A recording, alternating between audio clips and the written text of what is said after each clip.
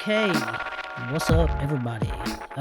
Episode 15 of the Duke London podcast. I'm here with Manny. Don't even know how to introduce you. You're a b-boy, but definitely way more than that. A lot of the people I've had on are like way more than the one thing that maybe I've met them through. What would you list on your wow, who you are kind of? well, people know me out there. Breakin, Yeah. Soul Mavericks, stuff familiar. B-boy, but also content writer for Red Bull now, and Yeah. just a writer on the scene in general. Yeah. Dabble in poetry, bit of poetry, storytelling, comic books. People know me for the one-page Okay. comic books that I've done. What else? Events. I've been working in events outside of Breakin, but now I've been working at events for Breakin. So Yeah. done some events with Dilo, done some helped Hooch UK champs, helped out at Red Bull. Done my first one helping out IBE last year. Was going to be there this year if it all didn't get cancelled. So What were you doing working on IB? this last year I was helping out with the Undisputed. So sick. basically MCing. Quick story. Helped out UK champs. Was just helping out logistically in the back. Tyrone, who runs IBE with Mario B and his team, was there. He helps out as well. Flew in. At one point he was like, "Oh, Manny, can you MC a cypher? Because if you MC a cypher, I can do more work." Right. And I was like, cool, thinking that I was just going to do one. So the qualifying cypher, I thought, I'll just do this one qualifying cypher for like I think it was the solo, and that's it. Yeah. And then we done that. And then he's like, oh yeah, now you can do the big girl. Now you can do the crew. I was like, Just threw you in, yeah. yeah. So I was like, cool, done it, ended up doing it. Tyrone like working with me. He's like, oh, come to IBE. So went to IBE, helped with the Undisputed, just running the thing, MC'd one of the cyphers there. And just helping him run the whole logistics of it, basically. Sick. So yeah, you do definitely more than just the one thing. Were you always doing like a lot of things, or was it kind of like you started off breaking and then as you got a bit older you wanted to diversify, or how did it work? Now I've always been doing a lot of things. Yeah. To be honest, it was like Just kind of part of who you are. yeah. I mean, to be honest, it's probably one of those things. Everything I ever done, I fell into, and there's a few things I tried. So like before even breaking, I was went to uni. I was there for law and writing. Sick. Got into film, started doing film there, came out, was trying to work on films, was always into like movies, so got into and Jackie Chan, started doing gymnastics, a little bit of stunt work and performance there. So I was doing film, I was doing that, then got into breaking, and then breaking kind of took over, so I started living that, but then I was still writing, I was still making films. More in the like storytelling, writing, filmmaking genre. I've always been doing that, and then activities outside like breaking, martial arts, gymnastics. Sick. All that stuff. So so you write for Red Bull on kind of everything in the breaking scene, like you can write on any topic kind of thing. How did that come about? What's the deal with that? What do you actually do? Again, interesting stories. Yeah. The long but short is there's an event called Outbreak Europe. One of the probably people would arguably say the best event in breaking. Went there one came back one time, wrote a status about it. Like status was quite long for Facebook status, but I was like, yo, this event is so Like dope. a little review. Yeah. Been here loads of years, wrote a status, got a lot of good feedback on Facebook. I was like, oh, I didn't realize this many people would read it, like it, share it. Went back the next year, came back, thought, I'm going to write another one, but no one's going to read it. They're going to be like, oh, man, you done this last year. You know? But I just want to write about this event. It's dope. Done it again, got even more feedback and stuff. And this was at the point when I was slowing down in like competing. I didn't really want to compete as much. So I was like, okay, maybe I'll try writing about events on the scene. I'm a writer anyway. Let me do that. So I wrote about IBE. All Facebook statuses. No, this is when I started doing my blog. Then I started doing it as a blog. So the first two were Facebook statuses. Then after that, had my website, started doing it as a blog. I would come back from the event, look up the pictures that got taken. Obviously, ask the event if it's cool. Take the pictures, write a blog piece, and use the pictures that the photographers had taken and credit the photographers. Sick. So I've done this for IBE, I've done it for UK Champs, I've done it and the one I've done for UK Champs got put in hip hop, the hip hop magazine, the UK one. Done it for Rain Crew Jam, just done it for a bunch of events. And so I started doing this. Yeah. And of course I was still writing, so sharing like my poetry and stuff and all that online.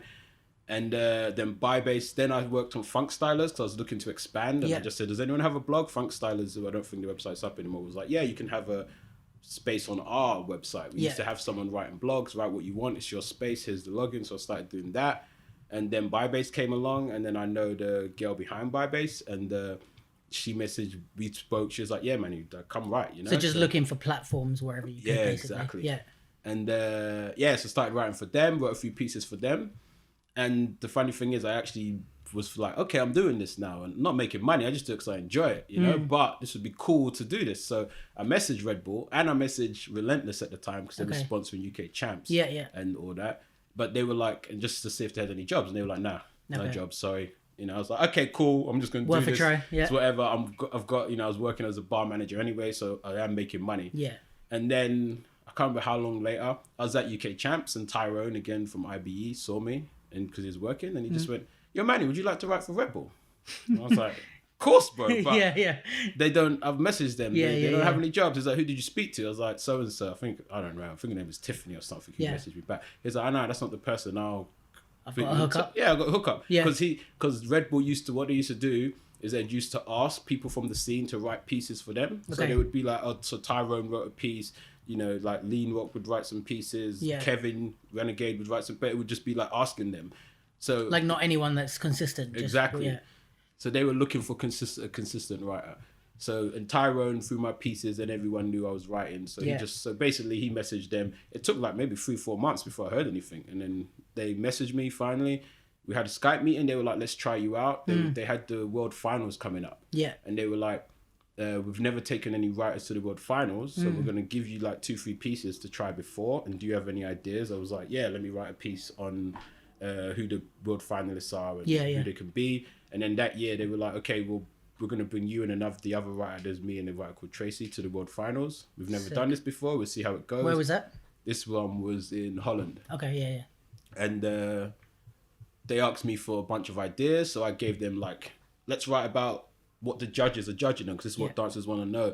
Let's write about who people think are going to win, because this is what people talk about. So I gave them like 10 articles that I would be able to write. They were like, yes, these are all cool, blah, blah, blah.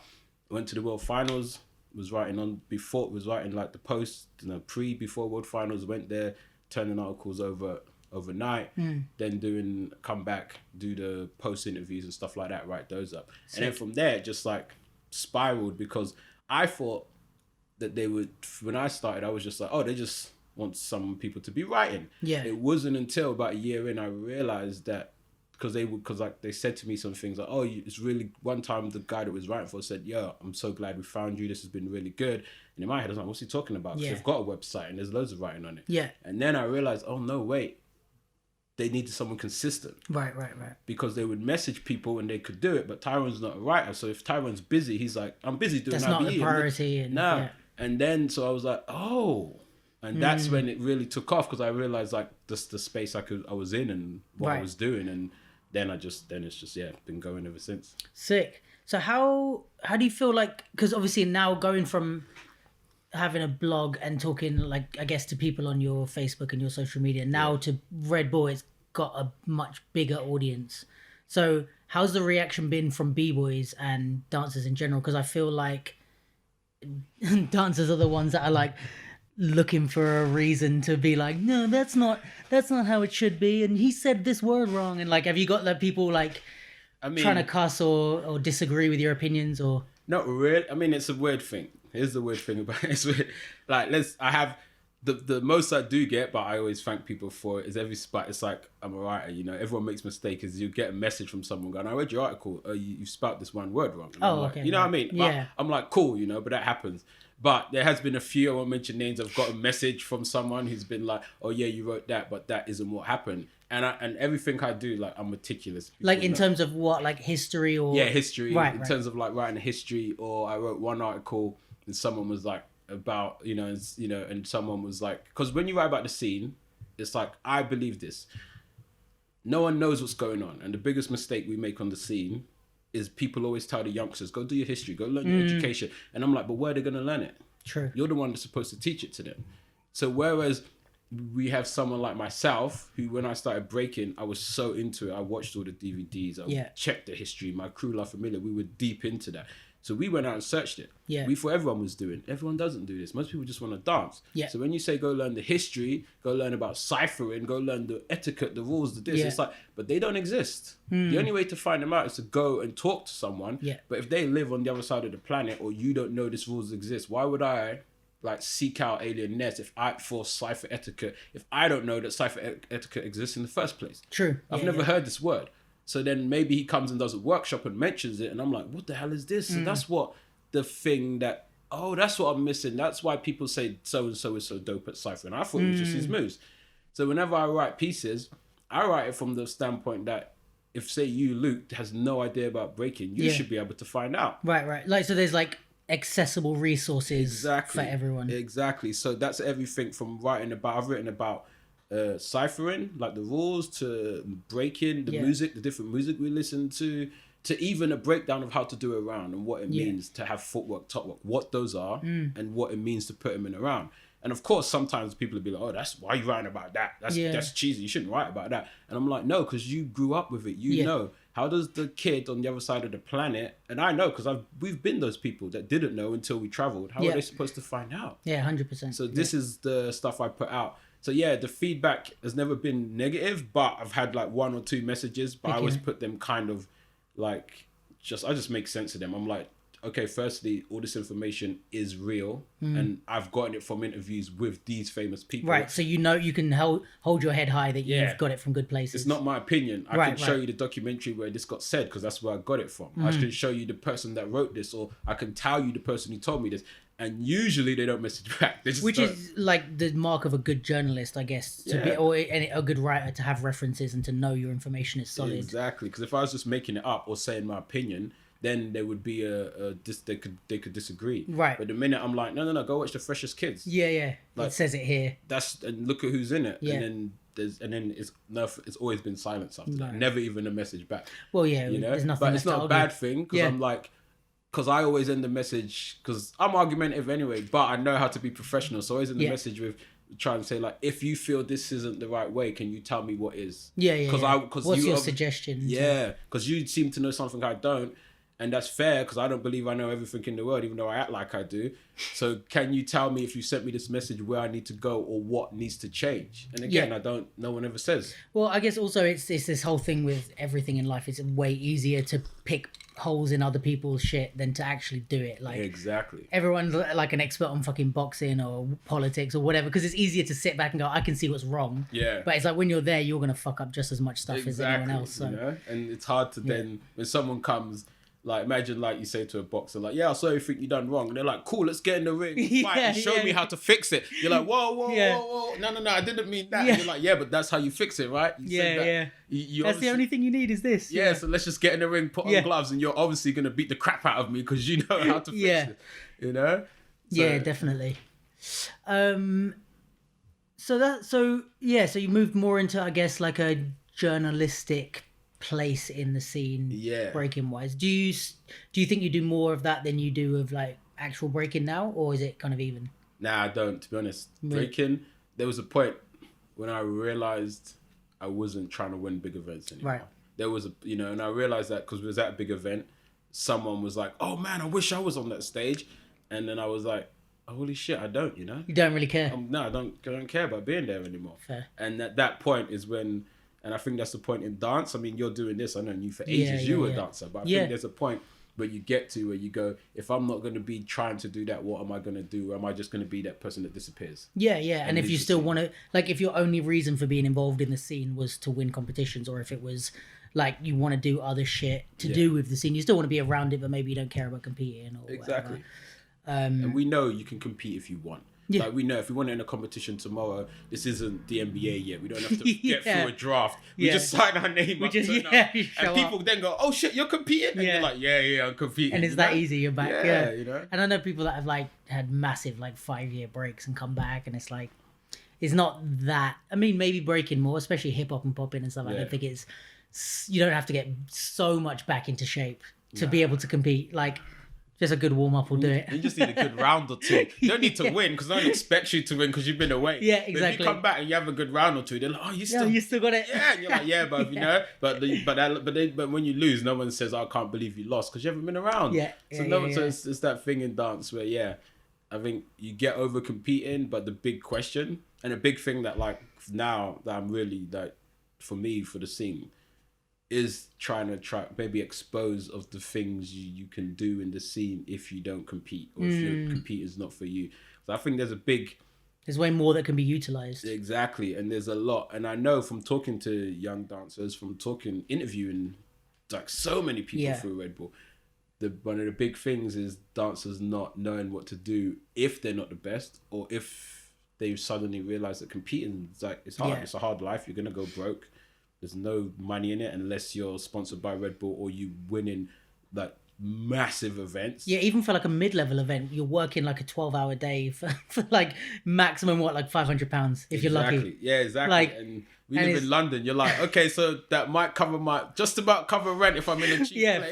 for like the hourly rate is like. Yeah, but then you flew to another country, paid accommodation, paid food, so you spent $250. No expenses covered. If you take off the expenses, then you didn't even pay your rent. Yeah, Do you know what I mean? You didn't. Yeah, and then break it down to an hourly rate after expenses is like you've made fuck all. You might as well work in Tesco's. Exactly. Yeah, but they're paying £12-15 an hour now. Check. You know what I mean? Just to stack shelves in the evening. Yeah, you know? yeah. So yeah.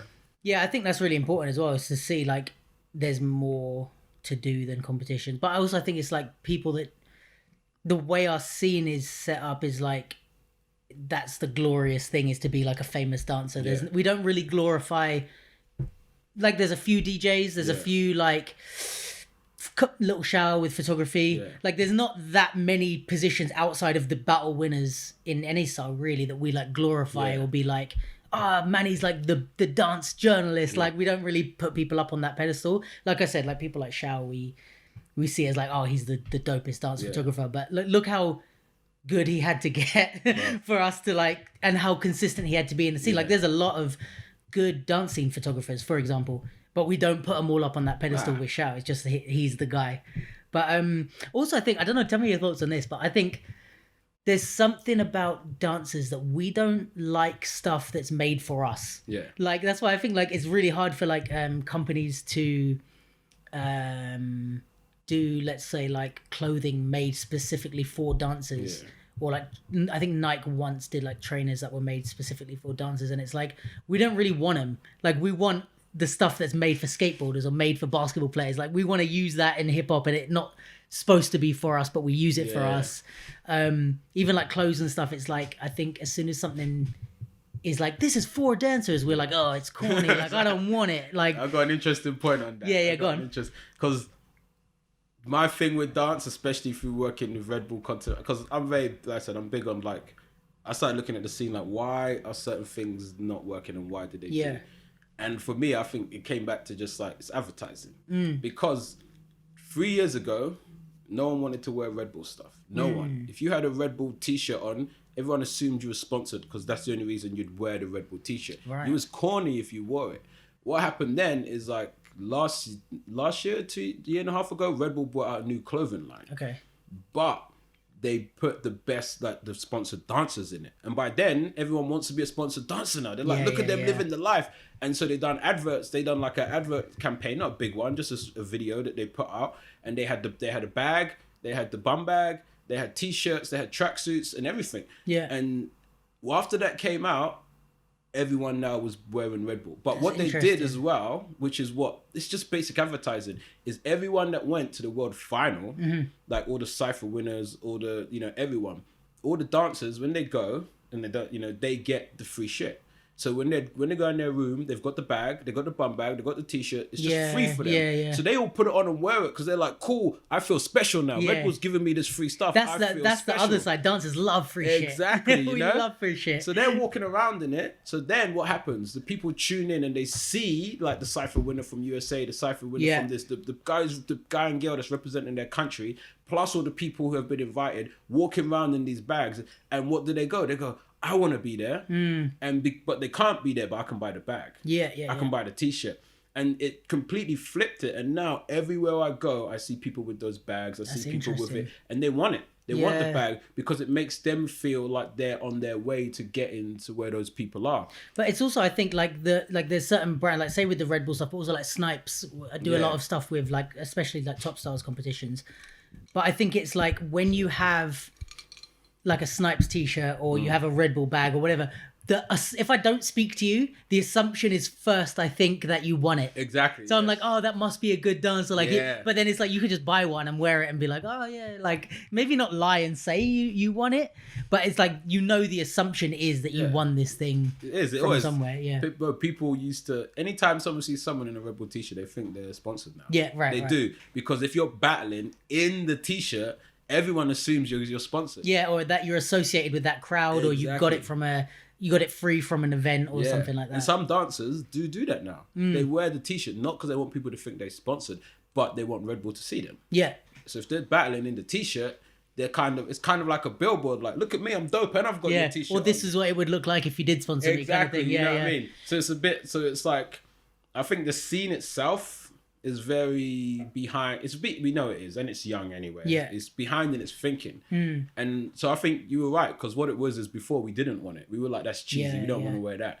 But we're humans, and the way to get humans to want something is just give it to someone famous. Give it to someone famous, and they all want it. Now they all want it. Why? Because the famous person has it. So if I wear it, I'm like them. It's the representation. So Red Bull like kicked up their advertising of their sponsored dancers like 2-3 years ago. They like kicked it through the roof. You know, they made them do more battles. They put them together doing more crew. And they got more people, right? Yeah, they got the youngsters. They put the young Amy and Logistics and Sunny. They got more youngsters. Even the Top Stars. Exactly. Hip hop dancers and poppers and stuff now. Angel and all them.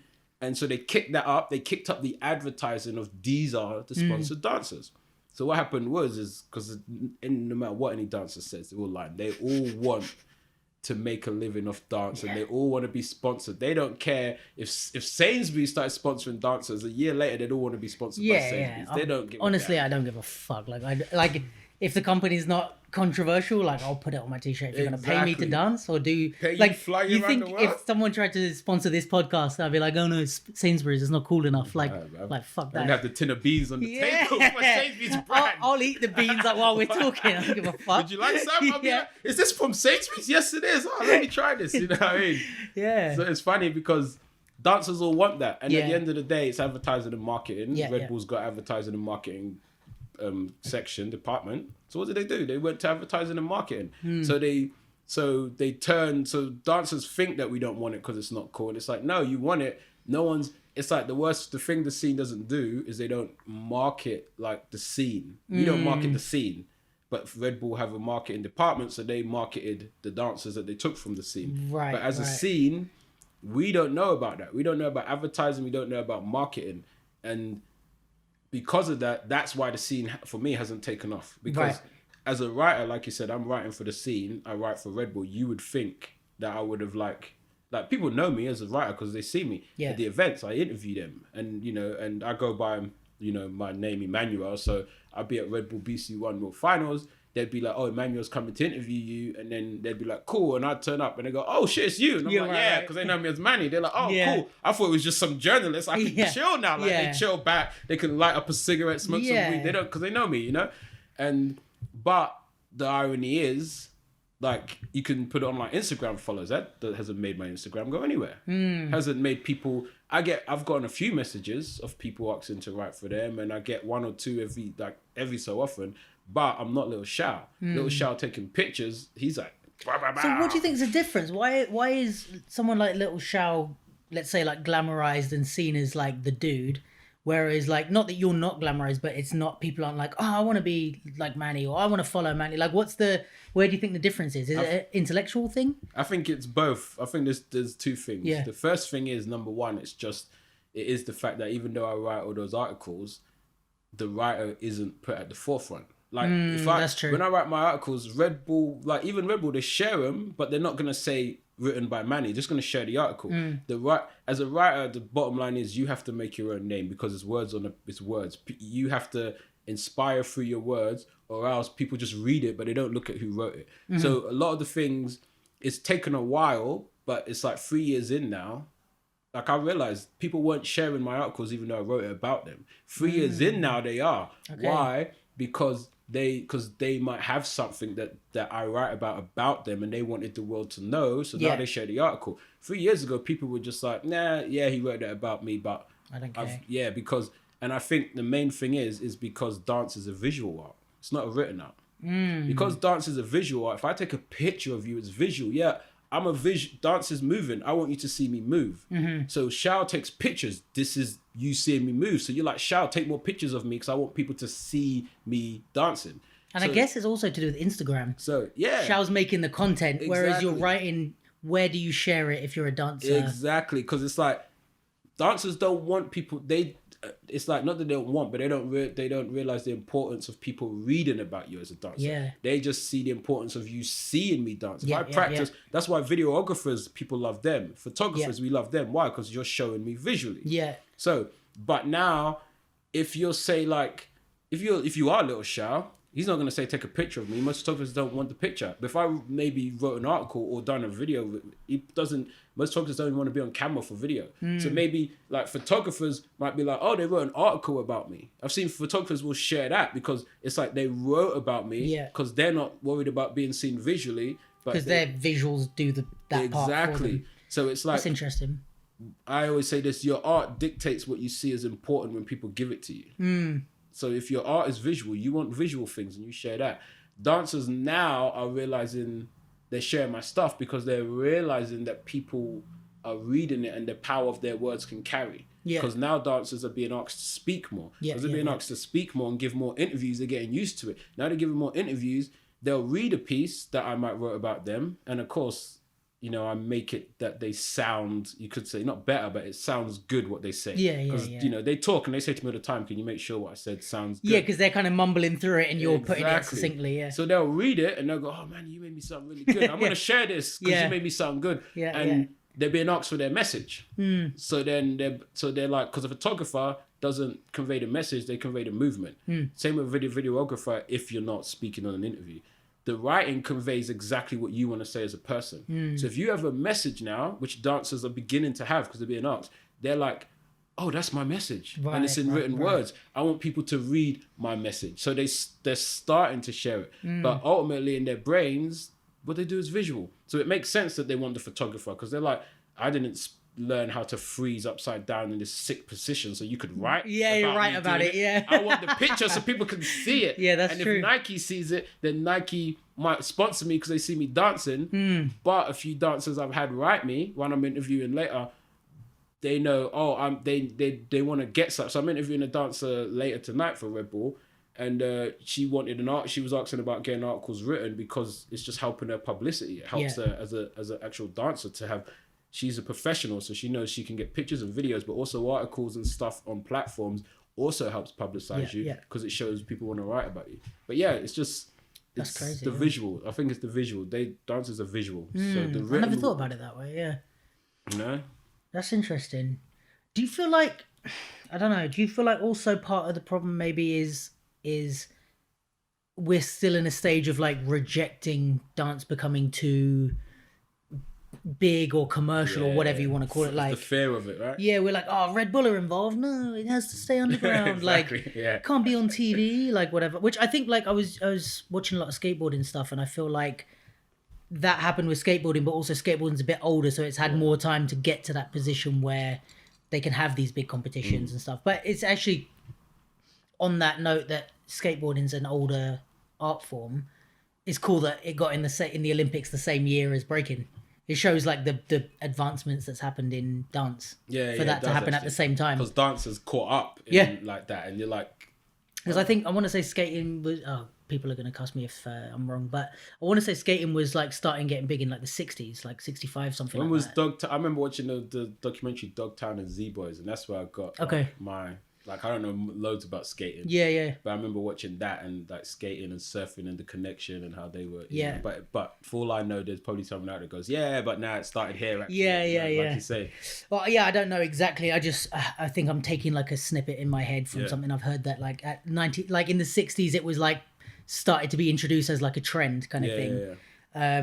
So if you think about like like dance or hip hop even didn't start until what, like maybe let's say mid 70s or something. We're talking like really, and then for that to catch up to skating, which is already big, and getting the Olympics at the same time is pretty cool. But yeah, I think there's like some sort of rejection of like, which maybe is part of it with these other disciplines, is like, oh, the only people that matter are the ones that are battling and stuff like that, as opposed to when you start to get on a scale like BC1 and these bigger things, you start to see that the photographers, the videographers, the writers, all of the other things are important as well, and kind of contribute and shit like that maybe. I mean, it's like, because again, I mean, as a, you know, I write, but yeah, I'm really into finding out why things work. Like, why does this work? Why doesn't that work?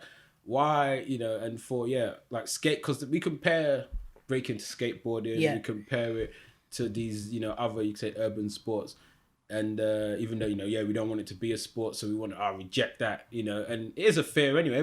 Parkour had the same thing years ago. There was a big thing in parkour where they were like, oh, this organization is taking over because they want it to be here, and they're changing the rules. And there was a big pushback in parkour of the community saying, we don't want that. But then other people getting sponsored saying, no, we do want it. And, you know, and I saw messages where people like, oh, I thought you was real, but you're not because you're going with them. Right. So I think, you know, everything has that. But the breaking or dance on it, so hip hop dance as it is hard. I think the harder thing about hip hop dance is, even though we're getting there, we don't know how to make. We don't see what we have in this sense. Like, okay, I put a message on Facebook ages ago, and it was like this funny message. I was like, let me see people, you know, and I was like, I'm gonna put out a question, and I'm gonna put out the answer the next day. Okay. And the question was, how do you win a battle? Okay. I was like, what's the way to win a battle? And the comments were so long. There's loads of comments, people giving different answers, going back and forth, blah, blah, blah. And then I was like, okay, I'm going to put out the answer. And I've recorded the video because I was like, you know what? I'm going to do some video. It's going to be easier. And I said, do you know what the answer is? And I was like, the answer is, there is no way. Because if you look in the comments, all of you had completely different answers. You know, everyone was going back and forth, And then I said, but how do you win a basketball game? You score the most baskets. Right. You know, how do you win at skateboarding? You do the best trick. Yeah. Do you know what I mean? In an actual competition. How do you win in wrestling? You pin the guy. How do you win in UFC? You knock the guy out or something. Quantifiable outcome. Exactly. Even parkour has like, you still have to jump that or climb that or get over that the fastest. You know what I mean? Because we don't have that in dance, that's, I think, is why, even though we're catching up, why we have a bigger issue. Because dance, in its essence, is not about winning. We know that. Dance, in its essence, we can go to a comp, you can battle, you could lose in the final, but I can go, nah, but Luke's the freshest guy out there. And pick up jobs and sponsorship from losing. Yeah, because you don't have to win. Winning is just the acknowledgement that you were the better that day, and it can get you more stuff, as in judging, a bit more judging, more workshops, because we always glorify a winner. Yeah.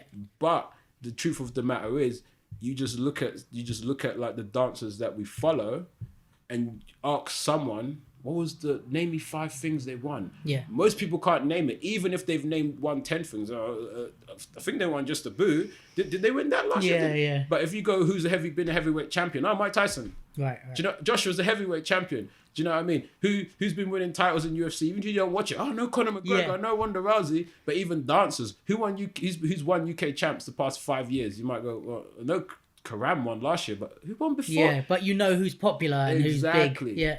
Because in dance, it's kind of like, okay, so why was the whole thing with Fortnite, the computer game, a big thing? Because they're doing our dance moves. Yeah, because we don't look at who won. We look at the move, the style of it, what's fresh. Right. And because of that, even though we catch up, the pushback is different, because I think there's this confusing thing where people are like, yeah, but why the Olympics? Because if we go to the Olympics and that person wins, that doesn't make sense to us, because that person might win the Olympics, but then they might lose every single battle the rest of the year. Right. Do you know what I mean? So it's this clash of people not understanding where dance should be. Is there an answer to where it should be?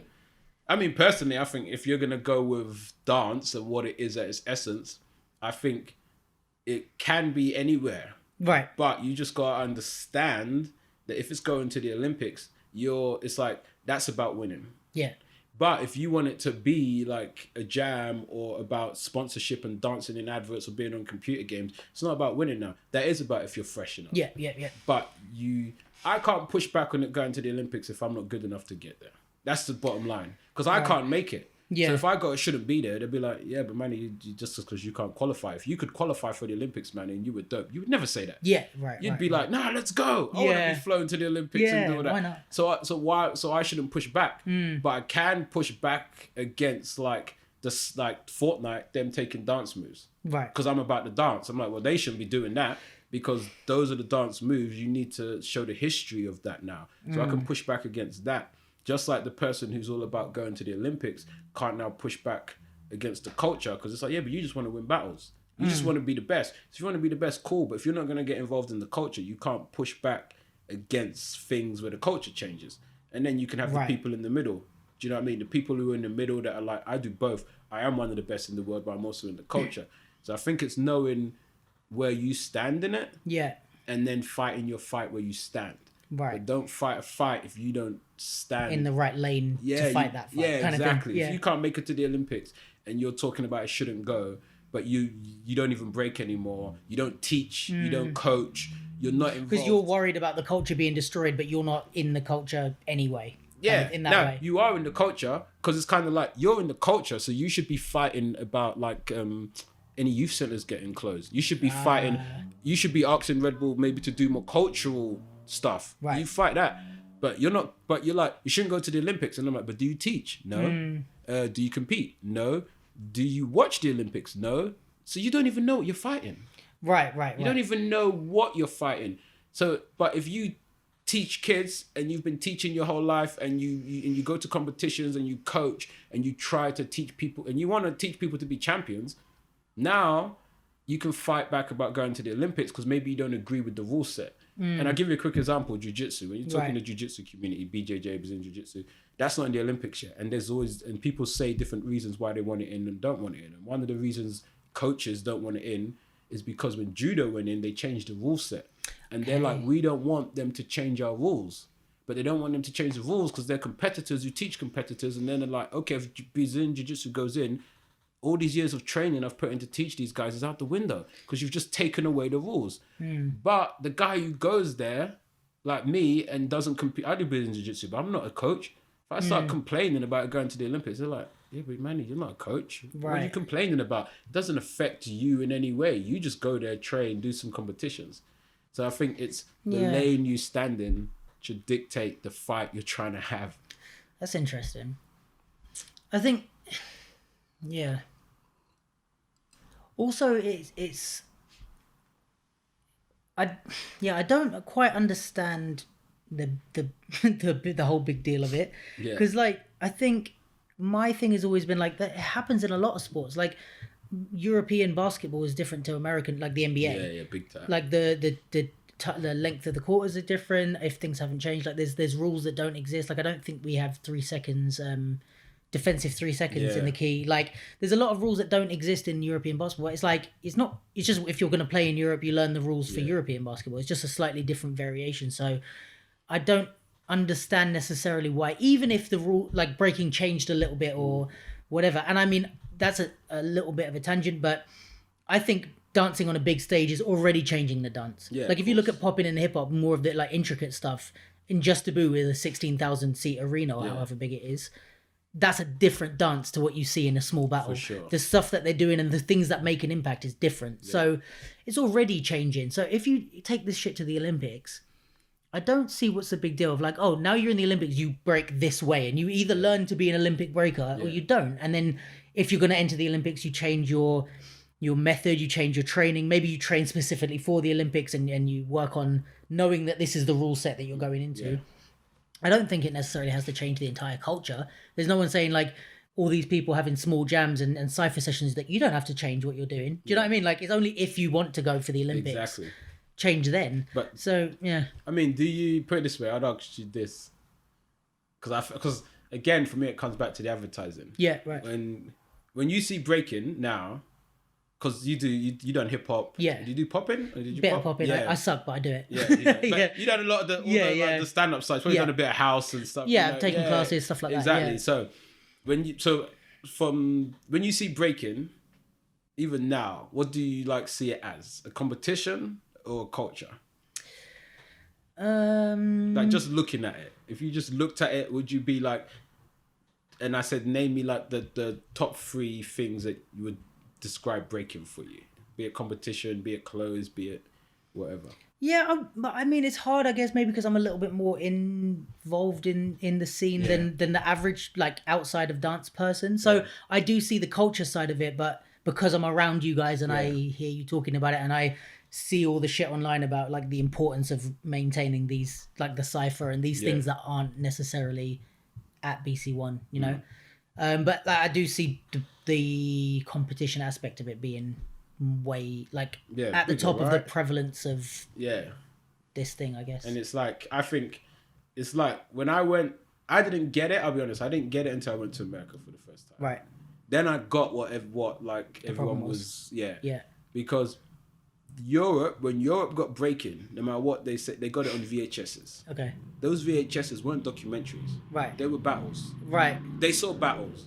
So in Europe, the breaking was about battling. It was about competition. That's why in UK we had Second to None. If you look up Second to None, they were known for their moves. They were killer. Yeah. They weren't known for that culture. So we got it through the battles rather than through the culture. But I didn't get it till I went to America. And I went to America and I went to a jam.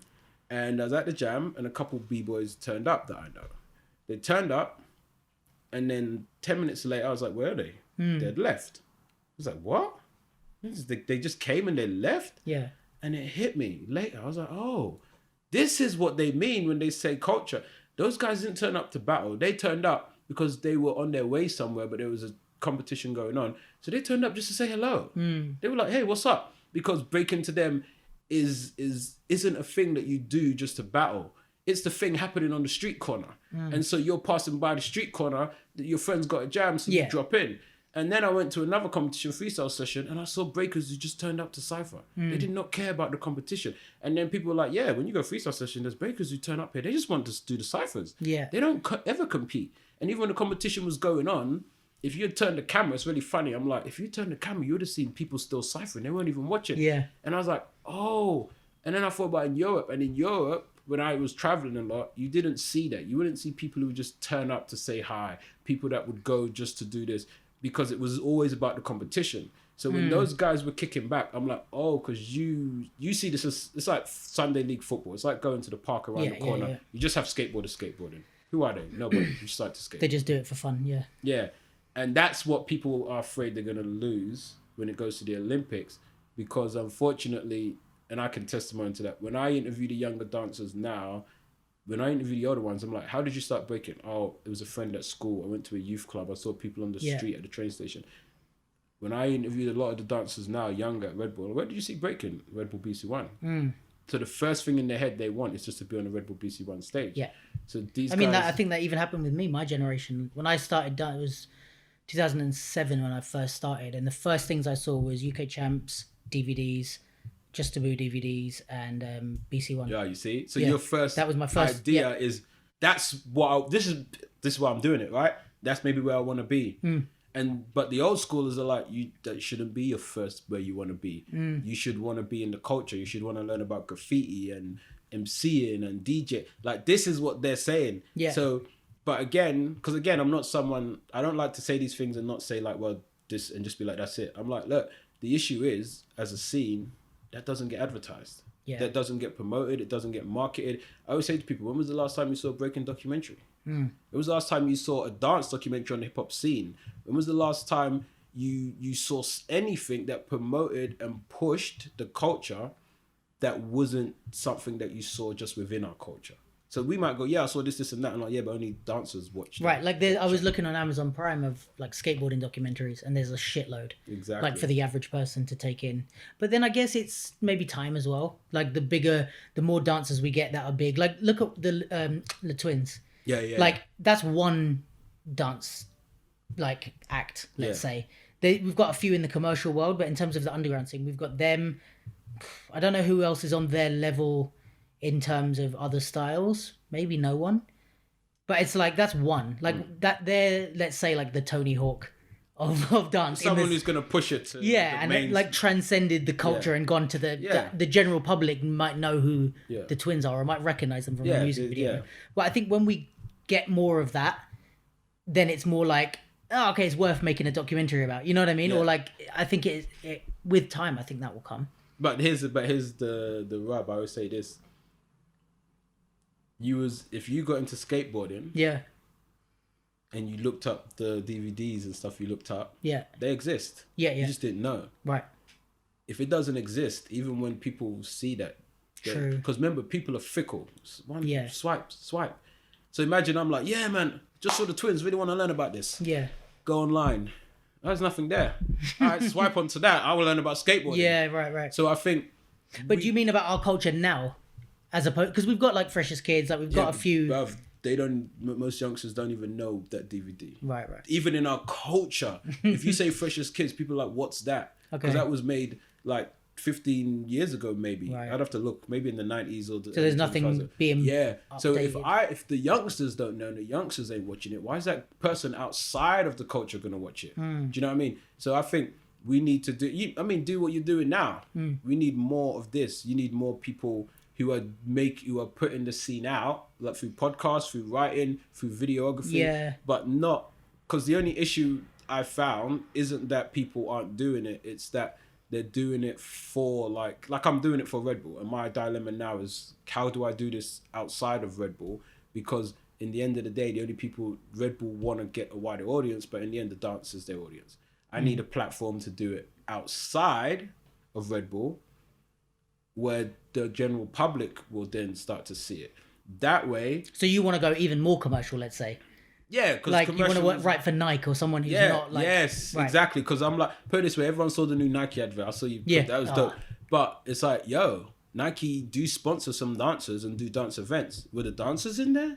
Were we in there? No. Yeah. But then if you went to Nike, and I've seen this in Red Bull, sometimes you just have to go like, yeah, you sponsor dancers though. Yeah, but they weren't in your clip. And someone goes, yo, you're right. That's what they say. People go, oh, they don't want to put. No one just mentioned it. Yeah. But why wouldn't they mention it? Because where is our billboard? Do you know what I mean? I'm like, okay. And again, it's easier. There's a skate park here, a basketball court there. They do 3-on-3s and the public. If we don't put our billboard up and start showing the world what we do and start pushing it to the world, why is Nike going to think about us when they make this video? True. It just needs to be in the back of their head that like, you know, it's an option. Yeah, that like, oh, we're making a video, cool, blah, blah, blah. I saw the sick breaking video. We need to put some breakers in there. We saw these sick hip hop dancers. I just saw the sick house thing. So put some of those dancers in that video because, why? Because I saw it somewhere. And you have to see it somewhere. But when we rely on like someone outside a dance to do it, then you get a Red Bull and Red Bull come in and then you get a pushback because people are like, yeah, but you're not us. But yeah, but like, no one here is doing it. Exactly. Yeah. So now, why are we always talking about Red Bull? Even though Red Bull's not the biggest event on the scene. Yeah, right. It's not the biggest event. It is not. If you win Red Bull BC1, you are seen as one of the best, but you're not seen as the best. Yeah. Do you know what I mean? So, but why do we talk about Red Bull? Because Red Bull's the only one advertising what they do 24/7 and pushing what they do 24/7. So now, every time people think about breaking and these kids get into it, the first thing they see is Red Bull BC1. I think also that's the thing is we don't have that much that's accessible for the general public. Like if you want to practice skateboarding, you just buy a skateboard and go to the local skate park, which there is a lot. Yeah. With us, it's very like I feel like quite a closed culture, and we're very welcoming if someone wants to get in. But because of I guess we have our guard up against people using the culture or jumping in and out. Yeah. So it's like when someone comes, it's like, how long are you staying for? Yeah, like if you're just here to have fun, fuck off. You know. Whereas like with skateboard, it's like you could go down once, fuck around in the skate park, and then leave, and it doesn't matter. They cheer you on as well. Yeah, they'll be like, oh, have fun, and then you never do it again, and they're like, okay, cool. Yeah. You know. Whereas I think with dance, we don't have a lot of stuff that's just accessible for people to come in and out and enjoy, which I get that's at odds with protecting the culture, but it also stops the growth because I think I know I don't want to say too much on this, but like I know that Nike were asking about they were doing research into the dancing. I've heard some stuff about that. Right, and I think one of the things they were interested in is TikTok. with dance because it's such an accessible way for the random average person to get involved in dance. And now obviously I may speak for all of us or none of us, but TikTok is quite a cringe kind of thing. Do you know what I mean? Like, I downloaded it, didn't even log in. I was like, yeah, no. I think there's a lot of people that like it, especially like more. Yeah, of course. If you're doing commercial like routines and stuff, suit on there. But it's definitely not becoming a part of the hip hop culture anytime soon. Nah. But it is. Things like that are like things anyone can pick up and enjoy. And if we had big, even like BC1, I went to when it was in Paris, and there were a lot of just like normal people. That, like you're like, you're definitely not a dancer, but you're just here to see a spectacle. Exactly. But we don't have a lot of that. Like even thinking of like Throwdown or any of these local jams that probably exist in every country, they're not fucking accessible. Like you can't bring your mum. Like where's she gonna sit? Like she's not sitting cross-legged behind a sweaty b-boy. Do you know what I mean? Like it's not made for people to come in and out and enjoy. It's made for us. And if you're about the scene, you enjoy it and you get over the boring shit, like watching prelims. But do you know what I mean? But it's like they're not made for the external. I think that's probably something that, if that was the case and we had a lot more things like that, maybe like I think classes are open. You could go and jump in a class whenever you want. But in terms of these things that we call the culture, like if I'm Nike, I'm not investing in like that type of thing. That's the irony, because for me, I'm like, because everything you say, I'm like, yeah. But then I always ask the question, so what is accessible? Why do people do this? And I think personally, I just think it's target audience. And like, if you really look at breaking and the people that do it, they like, without not even saying bad, they're a certain demographic. Yeah. They're a lot of them are high school dropouts. They didn't like school. They didn't like formal education. And I keep saying breaking, but actually we're talking dance in general, hip hop dance in general. The reason why I reference breaking is simply because it's the bigger one. Yeah. It's like the thing pushing. Yeah, but I don't want people to think like, people watch this and go, what do you mean breaking? What about hip hop? Everything's there, right. But we know that breaking is the one getting there. And then if that gets there, then everything can get there. And breaking at the moment is leading the way. I would say maybe also alongside, funnily enough, Vogue at the moment. I feel like breaking and Vogue are leading the way because you've got a lot of these TV shows and the LGBTQ community is really being pushed at the moment alongside like causes like Black Lives Matter and stuff. So I think whereas the breaking for a long time I think has been leading the way in what I mean it's probably the most established in terms of competition, but now also you've got Vogue alongside it that's getting a lot of the TV shows and the that type of thing. It's interesting you brought that up because Vogue and even like Whacking as well. Because I think that's the answer. The answer is, I always look at like, because again, I was looking at like, okay, if we don't have what's skateboarding, we don't have skateboards, we don't have like, okay, who can do the best trick? There are competitions we have to do that. And there's, Crash Bandicoot in IB has taken off as one. It's just about tricks. Okay, you can crash, they don't care. Just try something. Yeah. So and it's nuts. People are standing on tables. It's freaking crazy, bro. Because no one cares. They just want to see you do something. And you're like, okay, we have that.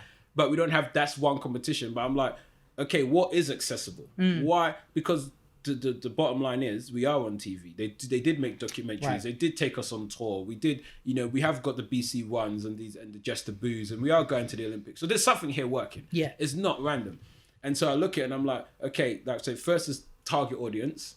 What Vogue and Whacking, very big LGBT community. It came from gay nightclubs and stuff. Those things very big in like Madonna then took it on and you had the Vogue video, modeling, the fashion, the clothes. So it's something where like, okay, if you're not gonna get involved in the dance, you still love the clothes. There's other shit you can do. You love what they stand for.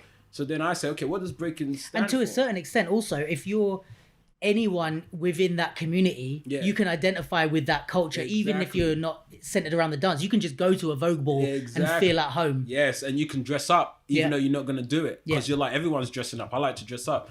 So I think with hip hop culture and and breaking as a dance and even house and stuff, I'm like, the first main thing is the music. I think we lost contact with that because why those things got famous because people done music videos and they put them in their music videos because you're that dancer that does this to my music, so be in my video, and that's where people started to see it.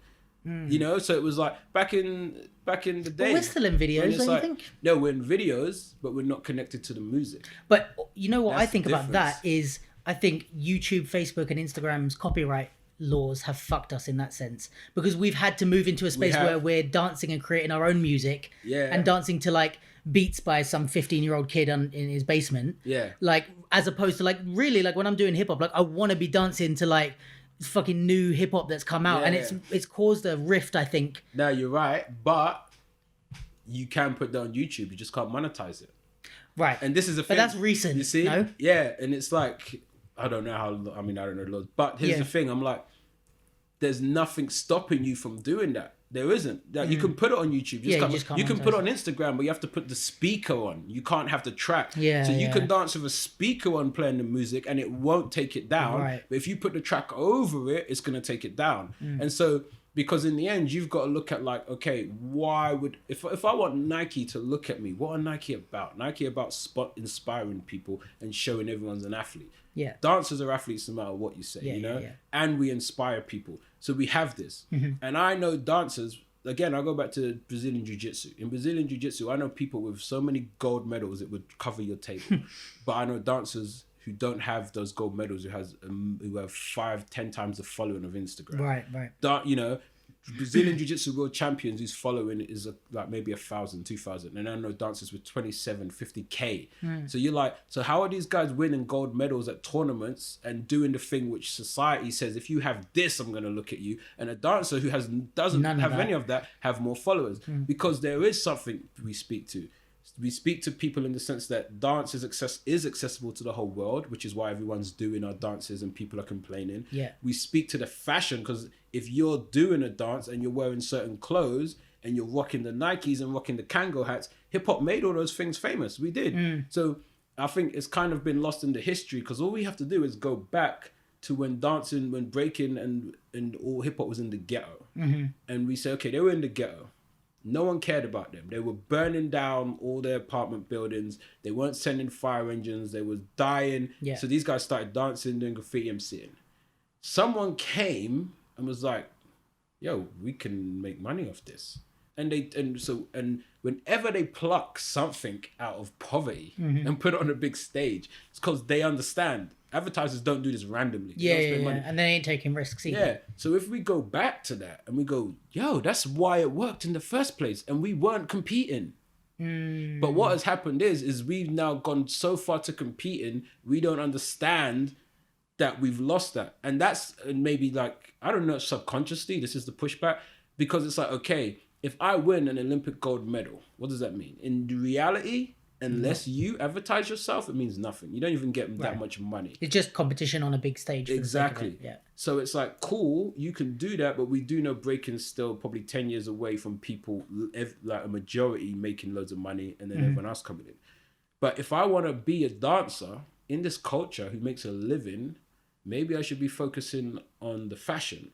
Maybe I should be focusing on the music. Maybe I should be doing those videos on YouTube that won't be monetized. But if I dance to the latest, like Dr. Dre brings out a new track and I start dancing to that, people are going to follow me. Because why are they following the people on TikTok? Because they're doing dance moves. That's the only reason they're too popular music as well. Exactly. I think that's the thing. But so we're not thinking like that. Why? Because everyone wants to. Because everyone thinks if you win Red Bull BC1, you've made it.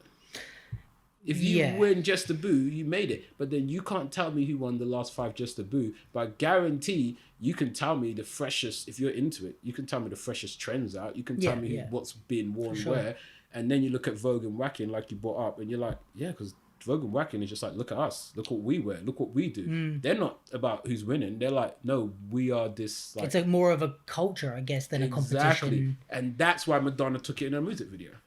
Interesting. And so then we say, okay, so how do we get back in music videos? Not by winning competitions, because those people aren't at the competition. By like concentrating on the culture internally. Because the culture is what we sold.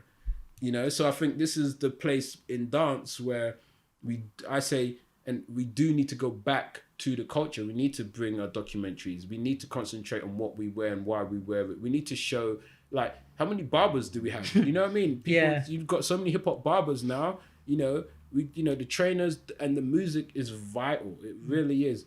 And like you said, I understand with streaming and stuff like that, you can't use it. But there are so many platforms and ways where you can dance to certain music. You just can't monetize it. People, I can't monetize. I'm not going to do it. It's like, you don't need to monetize. It's the secondhand things that you get from it. And then, or you do what people done back in the day. Go find yourself an up-and-coming artist. Right. Someone who you like their music, because there's so many out there. I think that's starting to happen a bit on Instagram and stuff now. Yeah, and then connect. Yeah. And once you connect, you promote each other, and you're the person in... Because at the end of the day, look at... You spoke about the twins. Why the twins got famous? Because they were Madonna. Madonna, right? They went on tour with her. Beyonce. I'm sure they've done more than just that, but Beyonce, I think, was one of the first big ones. So what was that? Dancers connecting with a music artist. Yeah. And that's the highest level, because Beyonce's like there. Yeah. But we can do it here, because you're not always going to get to Beyonce. That's interesting. But you can do it at this level, and if you do it at this level and you start to build, what happens? Then maybe Nike will see you. Maybe Nike, because why? Because everyone likes music. Because the culture's popping as opposed to the competitions. And that's what you invest in. And That's you see that, you play basketball, you see that in street ball. Right? But basketball got huge because of the NBA. Yeah. Right? Or because of like the organised competition of it. But where did it start? This is the thing. The documentary that came out with The Last Dance. Yeah. That was the first time I heard the story where Nikes weren't big until Jordan wore them. And Jordan didn't want to wear them. He didn't want to wear them because culturally, no one cared. And then, Jordan was big. But as soon as they became big, culturally, Nike took off in the ghetto. Culturally, and it's the culture of Nikes. Because it was like, it was Jordan, but it's the culture. And the same with Red Bull clothing. Why is everyone wearing them? Because the BC One All-Stars are wearing them. Do you know what I mean? So you kind of got to look at like, but what is the thing that keeps coming back to us that people are like, this is what will sell in dance and this is why people want it? It's usually the clothes, the music, the fashion. It's the art.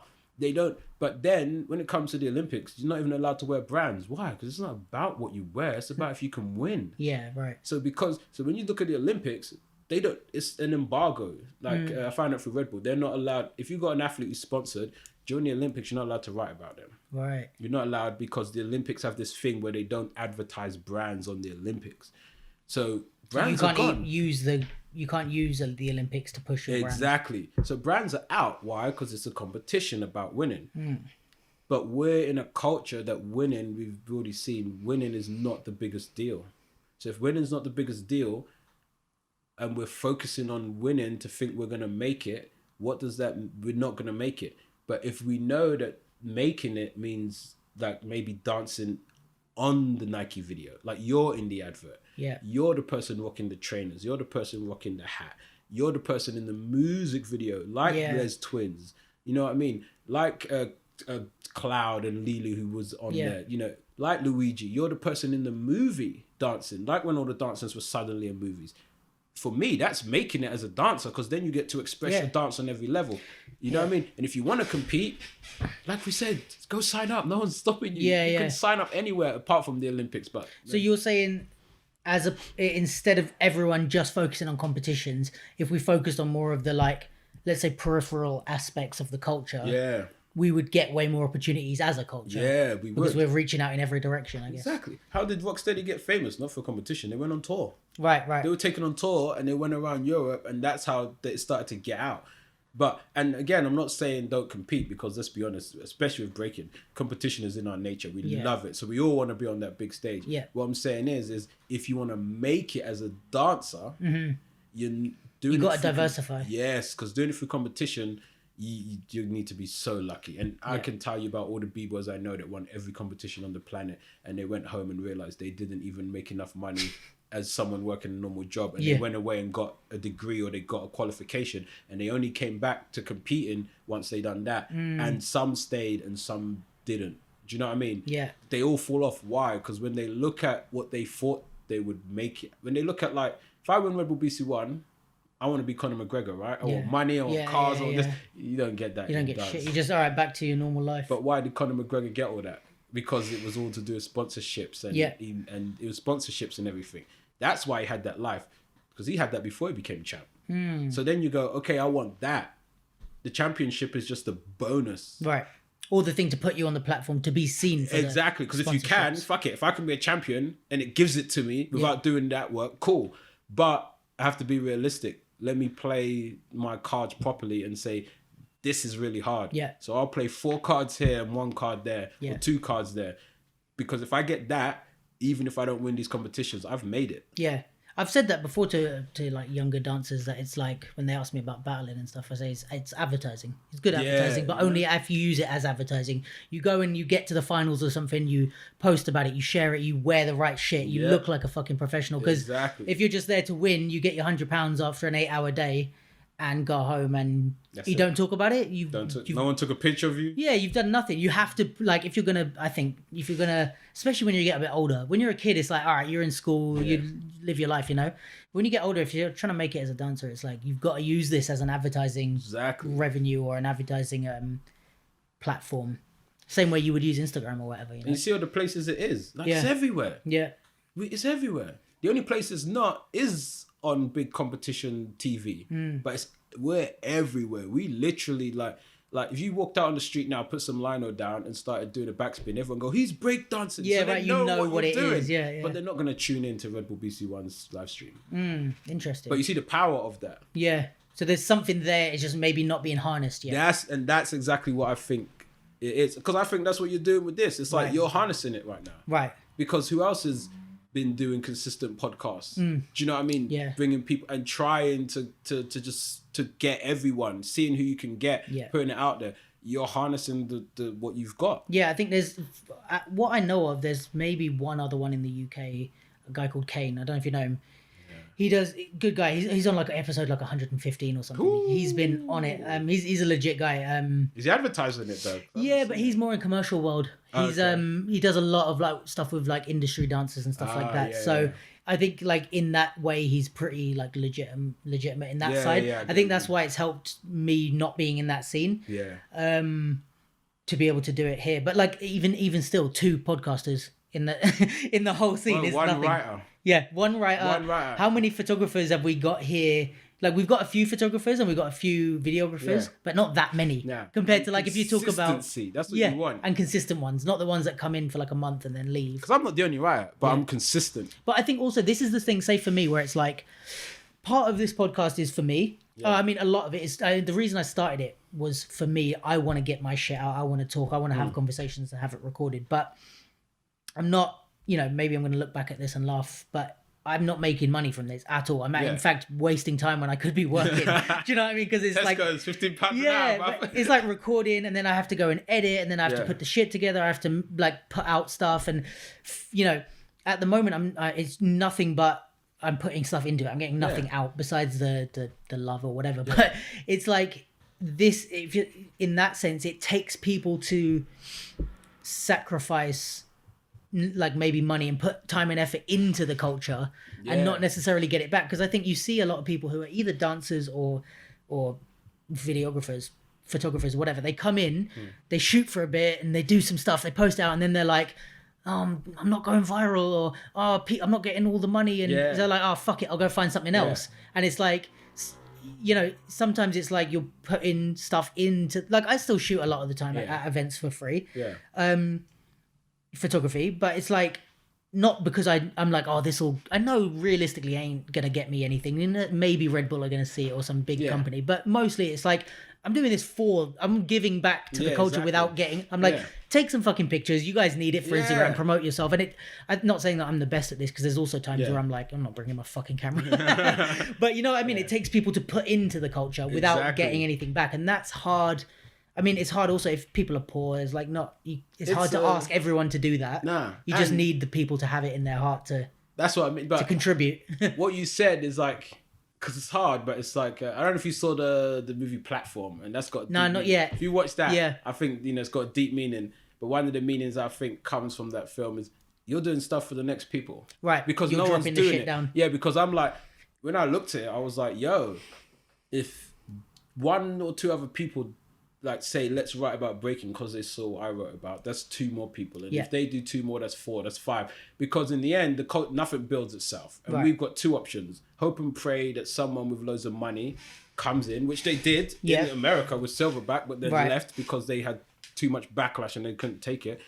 Hope and pray that they come in and just go, here's a fuckload of money, I'll pay you all, and hope and pray that's in our generation, or we build it ourselves. And hip hop was built on the foundation of something from nothing.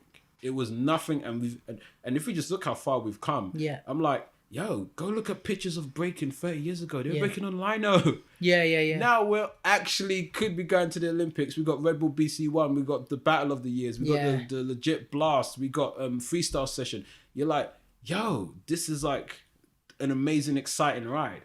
But I know for me, I say this isn't enough for like we've been in it long. For a youngster, this isn't enough. Yeah.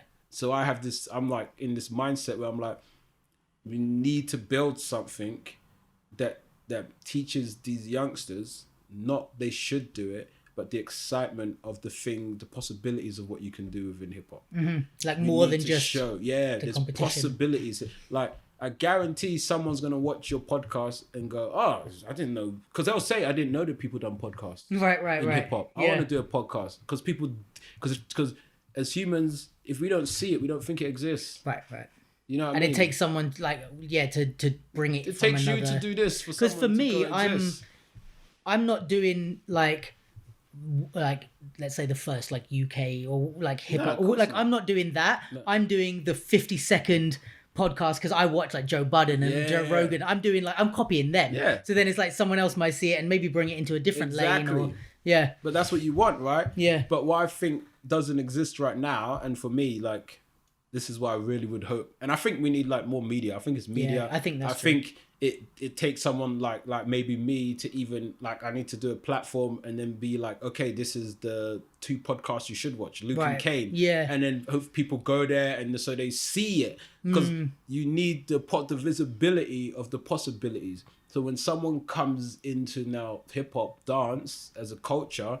They don't see a culture, they just see possibility. Because at the end of the day, culture's a bigger thing. Most people I didn't understand I was in a culture until years into it. And I'm like, holy shit, I'm in the culture. This is the thing. I didn't know I was, but I am. Yeah. Because there's nothing that signifies that. I just saw something I loved, and the more I done it, the more I saw. And then you're hanging out with friends and people around. Yeah. So it's like. But I think that's talking about media, that's the good thing with like I Love This Dance and Stance and all of these. Who else is there in breaking? There's Yak TV. Yeah, right. Pro Dance is doing a lot of stuff, especially now. Yeah, with the these like people that are like collating different things from different sources. Again, the only thing, and I think, and I'm like, maybe, the platform I'm like needs to be done, and I've been talking to people. All we need is a space where you can actually see like the 5 YouTube channels you should watch. Do you know what I mean? Because again, if I'm even in dance, if you was to say to me, if you went to me right now, Manny, man, I liked your writing. Where can I read more people writing? Yeah. Where can I find out who's writing? I'm like, oh. Where can I find out all the YouTube channels I should go to? Because no one wants to have to scroll through YouTube and accident.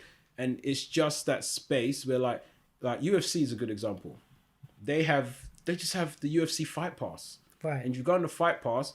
What they do is they add more content, and the Fight Pass is shows, so you can go on there and watch old UFC fights, you can watch Brazilian Jiu-Jitsu fights, you can watch other organizations, they just throw it on. So if you went to me, yo Manny, I want to watch a bunch of combat sports, I know about UFC, where else do I go? I'd be like, just download UFC Fight Pass, bro. And then you can see it and everything. I want to watch a bunch of movies and old stuff. What do I do? Netflix. Do you know what I mean? Right, and true. So we need some sort of platform. That's it. And I think that, and it's hard because it's not hard because you can just make the website. I'll be honest, I could make that website tomorrow, But I think it's consistency is the hard thing. Exactly. To stay in it for like more than, because I think people come in and do a bit. Yes. And they're like, oh, people aren't really checking it, fuck it. But it's been a year. It's like you need to 10 years or something that you keep this shit consistent. Yeah. That's what I'm hoping with this. Like I know I'm not getting many listeners now. No, but if I keep this consistent for years, it's like people will go back and listen to old shit. And 3 years they're only sharing my articles now. But I was interviewing the world champion before. Yeah. The breakers weren't sharing it. Now I actually get messages like, thanks for the article, sharing it. And that's only going to get better the longer. Yeah, but like I said, my Instagram following didn't go anywhere. And it's not like it's about Instagram, but if I was taking pictures of all dancers, I know they'd all start following me. Yeah, right. But I've interviewed freaking maybe 100, 200. Yeah, and the landscape needs to change before we start to, put people who are external to the competitions on a pedestal. Yeah. Besides the anomalies like Shao. But but you just got to show that it's an exciting possibility that you can be a part of creating these moments in it. And it's like, Bybase? Yeah. I don't know much about it, but I knew the platform. I'll tell you a funny story about Bybase, yeah? The girl that done it first, she does a lot, And this is what showed me the possibility. When Bybase first came out, they done this thing where they got the dancers that they knew, like, and top dancers, people like Storm and stuff, and they done the picture. I think I had one, and it had Bybase written. Yeah, you had it. Okay, so you know. Everyone I knew had one. People, that was just done to advertise Bybase. Yeah. That was it. But because all the top dancers and people were doing it, people were messaging saying, where can I get my Bybase picture? Right. They were asking. There was like, I think 2 guys in Africa somewhere that done their own. Oh, wow. They just like done it on Photoshop. Yeah. So it really took it off. But when it happened, that wasn't the intention. Yeah. So the girl behind it and the team behind it, they were getting messages like, oh, where can I get my picture? And I was like tagging the girl behind it, said, oh, message this person. She's like, what's going on here?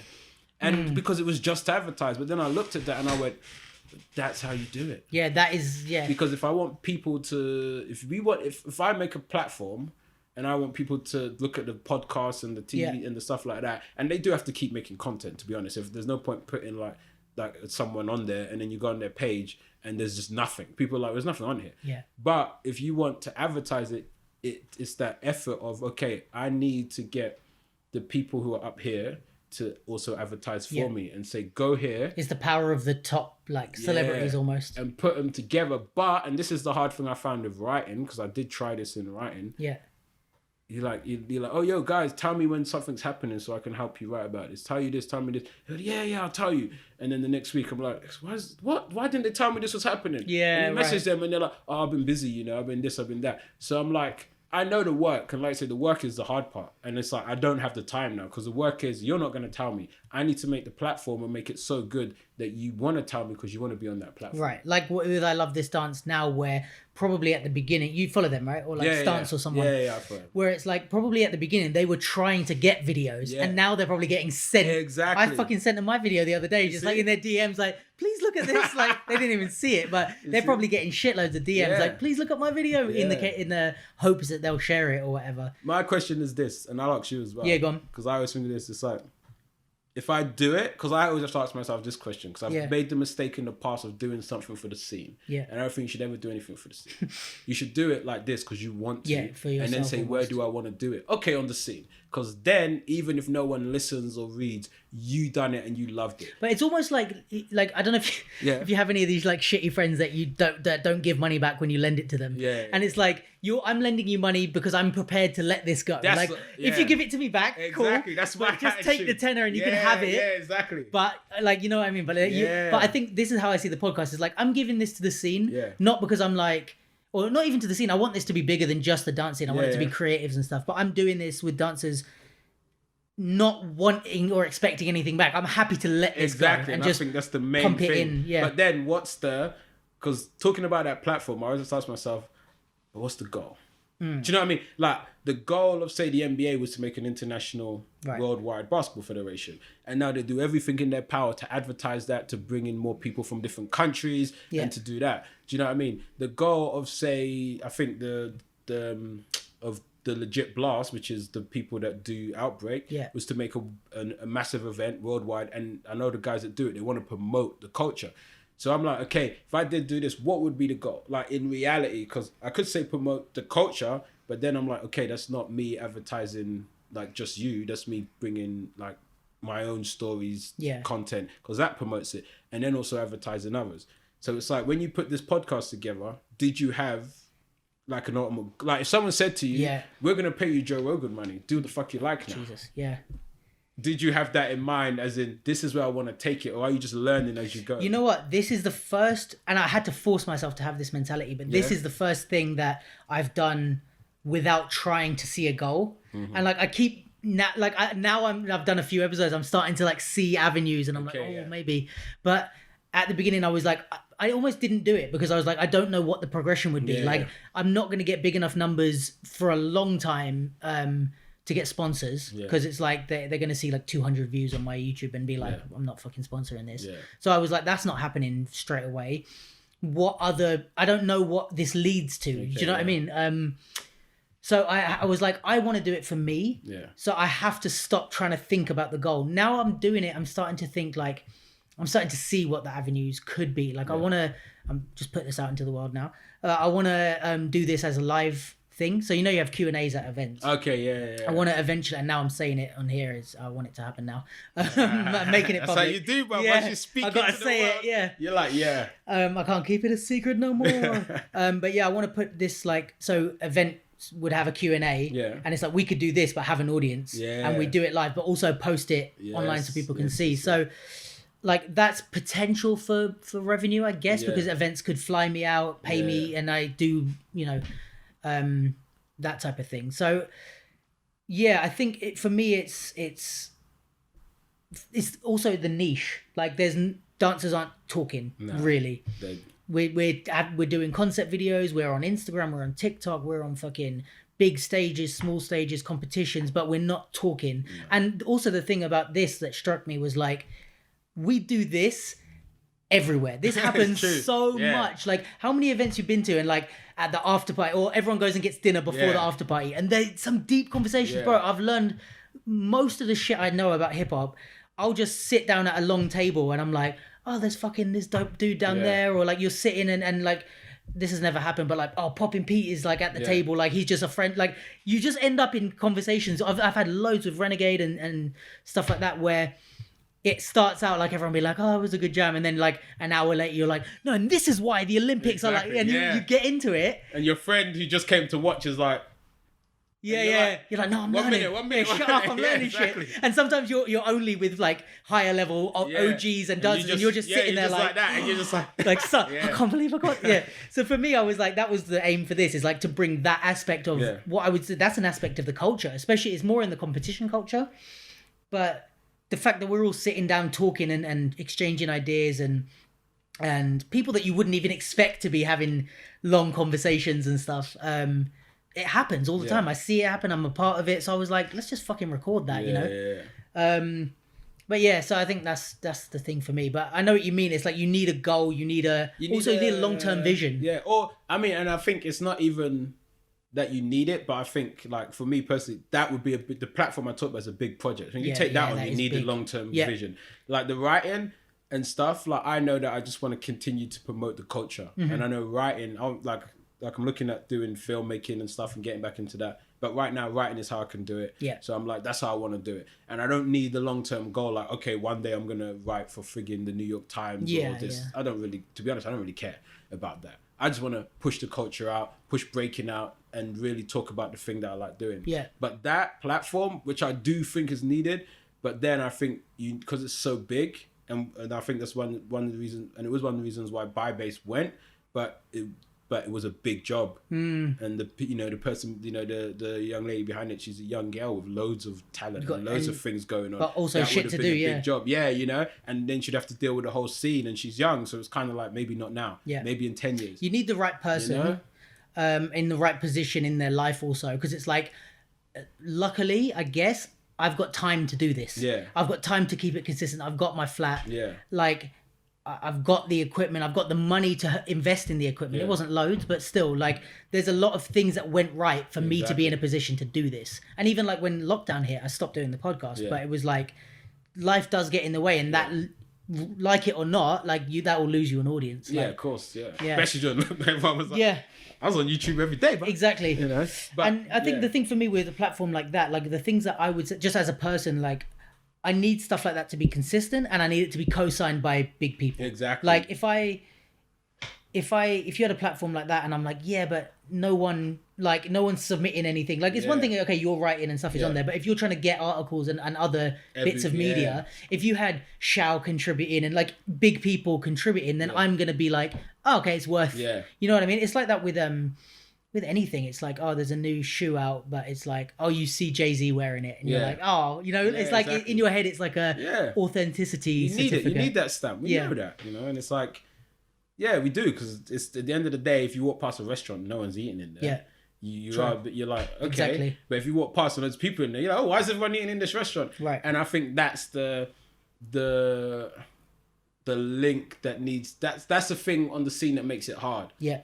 And I think also it's the consistency that makes it hard, because that's the other thing. If you put up a platform, and this is the thing when I get pissed off when people are talking about like, oh, support this and support that. I'm like, yeah, I'll support it, but you show me you're worth supporting first. Exactly. It doesn't come from me, it comes from you. Yeah. And it's like people put up a new Insta page and they're like, oh, I'm gonna start. Like, we've seen this so many times. We've seen photographers come and go. We've seen dancers come and go. We've seen DJs come and go. Like, if you've been in this scene, like, I've been 13 years now. Like, if you've been in the scene, that's relatively small. Like, think of like you or Renegade or these people that are older in the scene. You've been here 30 something years. You don't give a shit about some person that came in and after a year they think they're going to change the world. It's like, show me you're committed. Show me you're going to stick around. Like, I don't know if you have this with beginners, but sometimes people hit me up and like, oh, can you help me train for hip hop and stuff like that? And I'm like, I will. Yeah. But it's like, I kind of want to see that you're serious about it. If you've been, you're trying, and I've seen you're doing battles, you're going to this, you're going to that, you're going to class, you're trying to learn. Yeah. Don't just hit me up on your first day and be like, can you teach me? Because you're going to come, waste my time, and then be like, yeah, this is hard, I'm going to go do something else and fuck off. And I think like that for platforms as well, and clothing lines and anything that people put up.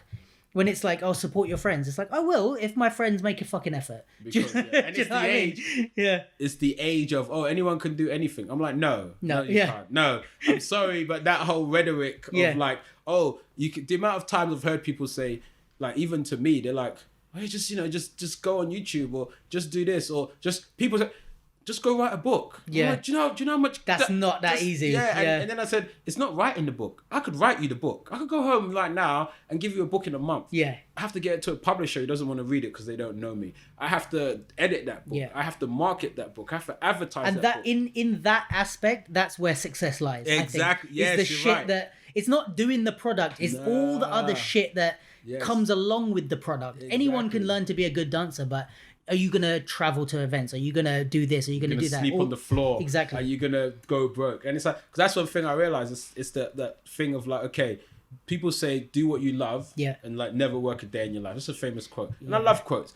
But that quote should really be like, do what you love, but find out if you love the process of doing it. Because if you don't like the process, then you're going to work every day and hate it. And it's a simple thing like, I like eating food.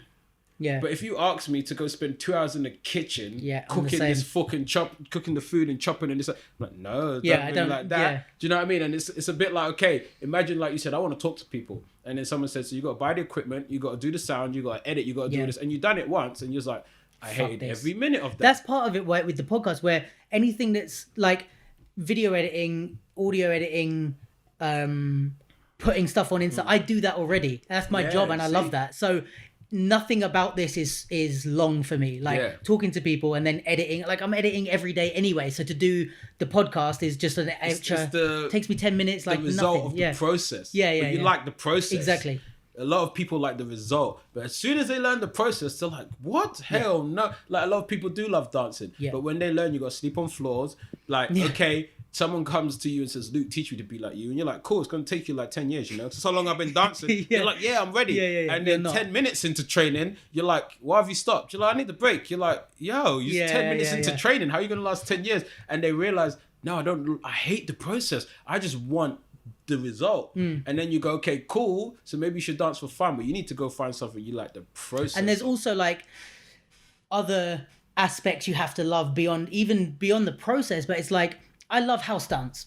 I would love to be good at house dance. I don't like house music. Do you know what I mean? So it's like, I'm never going to be great at house dance, even if I was like, no, I'm going to do it, because I'd be faking that aspect of it. And that's why I don't. That's why I don't bother trying, even though I think I could be good at it. But I'm like, I don't love the music. I don't hate it, but I don't love the music. I'm the same with house. I don't enjoy the music more than hip hop. I can listen to house for like 10 minutes. And then I'm done. I just don't have that thing in me that I see in good house dancers that they don't, even if they stop doing house, they'd listen to the music. For me, it's just a style. It's not like, like, oh yeah, okay, I'd listen to house if I was doing a battle in house. But like hip hop is like, I'm listening to the shit. Exactly. I'm listening to rap every day. And like dance came as a expression of that. Exactly. I love the dance, the music so much. What else can I do? I'm not going to make it. I'm not going to rap, but maybe I'll dance to it. You know, it's something. Maybe you'll make a video edit to it. Exactly. You know what I mean? So it's like, that's the essential parts. And so, that's when it comes to like the hip hop dance scene. And for me, it's like, come on, man. When I look, and maybe because I like to look at things like, I always see the possibilities. Yeah, right. So when I see the scene, I'm like, yo, there's so many possibilities here. Yeah. Like, we can do amazing things here. But I think this is what's important too, is like us saying this, because I think it's not known, especially if you're a younger kid, it's not known like, oh, if you diversify, we're going to appreciate that. Exactly. It's just seen like us are like, let's say the older guys or even the more successful like battle winners. It's like, you don't often hear like someone who's top of their game being like, oh, I'd love if there was more photographers on the scene. Yeah. Like they just hear like they want to respect people who are competitors. Yeah, I know what you mean. Or that's how it feels anyway. If you're a young kid, you're like, the only way Lilu's gonna respect me is if I can get to the level of being able to beat him or be in his crew. And it's like, actually, like people like that, I don't know Lilu personally, but people like that would probably be like, oh yeah, like, oh, you're contributing to the culture. You're like, I've got a lot of compliments on the podcast, which I'm older, so I know the people I've had on, but you know, a younger person might not have thought that dancers would appreciate a podcast as much as they do, especially because I'm not really battling at the moment. So I'm actually not losing respect. I'm kind of keeping it because I'm doing other things. Getting something else as well. Right. You know, but that's a good thing about the scene, because it's a thing that I've looked at that I think needs to be done. Is it's kind of like, I'm like, okay, do I need to personally brand myself as this? Because like you say, you look at these guys because they're winning, right? Yeah. But then it's kind of like, without knowing, maybe Lil Shout doesn't know, he's got a personal brand. He's Lil Shout, you know? Yeah. You go on his Instagram, there's no pictures of him. Like there's one every maybe 200. But most people, they know, so it's not him, but they know the name. Yeah, and and the name's associated with a brand. This guy who takes amazing pictures of dancers, he's everywhere, you know? So it's like, if there's these opportunities and they exist, I did ask myself, because I always look at myself, I'm like, okay, if people aren't sharing my articles, what do I have to do? Because it's not their job to share my articles. Right, you have to make them want to. Yeah, it's my job to do that. I can't be like, oh, Rota, you should share it. They're like, dude, I didn't ask you to come here. Like, people told you to interview me. You can get lost, but you know what I mean? So what do I have to do, you know? And then I'm like, okay, so if that's on me and I want these people to see these opportunities, but they don't even know that I'm the one writing those articles, I need to then start looking at ways to brand that. Yeah, because again, I'm not using, everyone knows me as Manny. So when they see Emmanuel, they don't associate it with me straight away. But it's kind of like, well, I can't use Manny because I'm writing for Red Bull. I'm a writer now. If I put Manny, it just, you know, it looks dodgy. Do you know what I mean? Yeah. So, but then I'm like, okay, so maybe, you know, as a scene, again, I think that's a big thing we do need on the scene. It's how to personally brand what you do. Yeah. And again, I think it is advertising and marketing. Brand it in a way where, and I was reading a book on it, your brand message, your mission statement, but then how do you show that to the world? And again, the thing, I looked at Nike, because Nike does it the best, man. You know, Nike kill it. Yeah. But if you look up Nike, their thing is to make everyone believes they're an athlete, to inspire people, and the way they do that is through selling the clothes and stuff. Yeah, but then everything is consistent from there outwards because you know your why. And you see that new advert. Yeah. What's it got? It's got clips of the different sports, and they have the I don't know if they say disabled, but the athletes that are like, you know, that do the Olympics with people that don't have all the Paralympics. Yeah. They have the people in the Paralympics in that advert. Yeah. Why? Because they want to inspire everybody, not just someone who's like in the NFL. They have everyone. They done the advert I always talk about one time, that one of the best adverts where it's a voiceover of someone talking about following your dreams, and all it is a long shot of this kid jogging, and this kid's overweight. He's like pasty white, so his skin's all red because he's flushed, and he's just jogging. And he's jogging, and you can see he's dying, but he's jogging. And the advert is just a voiceover of how you can follow your dreams and be the person you want to be. And he jogs, and that's it. But that advert is showing anyone can do this. Even this kid who you can see is trying to get in shape and he's dying, he's putting the work in. And then you go, okay, that's why people follow Nike. So now in the scene, we're like, okay, if we want people to want to be photographers and be videographers and be writers and do podcasts and see these other things, how do we brand that? And how do I brand myself? Because in the end, I do want this. I want these things to be there for the scene because I know it will benefit the scene. Yeah. And I know when I talk to people and I tell them these things, they're like, wow, man, I never thought of that. Yeah. You're right. Man, I don't really want to battle that hard. I just want to do some events. Because most people are just kind of following and just living their life. But they realize they want to be a part of this scene. but they don't want to put the effort in sometimes to be the champion because they know I don't want to be broke, I don't want to be this. Yeah, yeah. And then you go, you can do all of that. Or you just might not be as good. You might just not be naturally as good, but you still love the culture and you still want to contribute, but you're just not a great battler. You say you can take pictures. Yeah, yeah. You're right. You can video. You can write. You're right. You can do a podcast. You can do a fashion line. Yeah. You can do this. You can do that. And they start to go, Jesus Christ, you're right. Yeah. But I think they need to see that hear that they're going to be welcomed by us. Exactly. And I think that does come down to, again, a personal branding of what we do. So then people see it. And even like, for me, I'll be honest, one thing I do want to do, and I'm going to put that out there now, but that's going to, hopefully come soon, is I want to do a camp. Okay, sick. But not for dance. Yeah.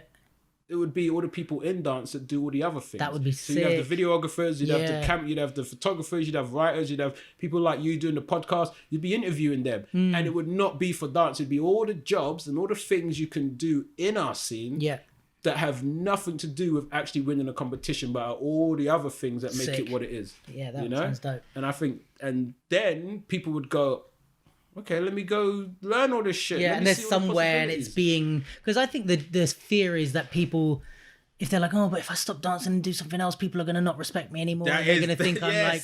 They think I gave up and I'm not good enough. And it's like, no, most of us love that. Like, you doing something else to contribute. Like...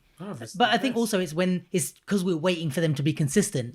So after like 6 months, they'll be like, oh yeah, no one shared my thing there. That must mean that I've lost respect. And actually it's like, we want to respect you. We just need to see that you're going to stay. It's true. Like, I'm not going to waste my time sharing all your stuff for it to disappear. You're going to take down the Insta the next day. So I think it's like, if anyone's listening, like, that's thinking of doing something else, is like, keep it consistent. Like, again, it's the same thing. Like, I only started getting people sharing my photography and stuff a few years in. I mean, also I got better, so it was worth sharing. But yeah, it was like, they have to see that I'm not just some guy who bought a camera and is going to get bored after 6 months. Like, oh yeah, I'm about this for a while, and that I'm going to be a consistent figure in the scene. I'm not just the photographer that's like here, and then I might still be taking pictures, but I'm going to go do it somewhere else. And I'm still doing it other places, but I'm still at events. I'm still taking pictures at events when I can.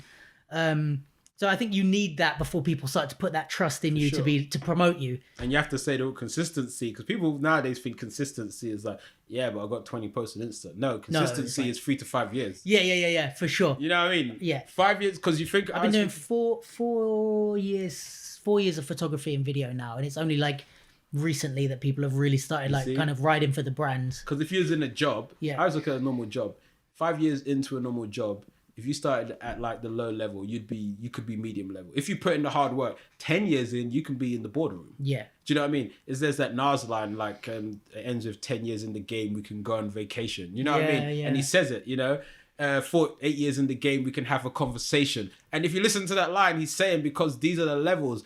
But it's kind of like, when you sit at that table with the OGs, why'd you sit like this? Because you're like, 20 years. 5 years. Okay, but then 8 years in, they might go, what do you think, Luke? Yeah. And then 10 years in, they're like, yo, Luke, why are you over there? Come over here. We're having a conversation. You need to get in on this. Like, again, like, I've been in the, like, let's say the UK scene wise, I've been here for like 13 years.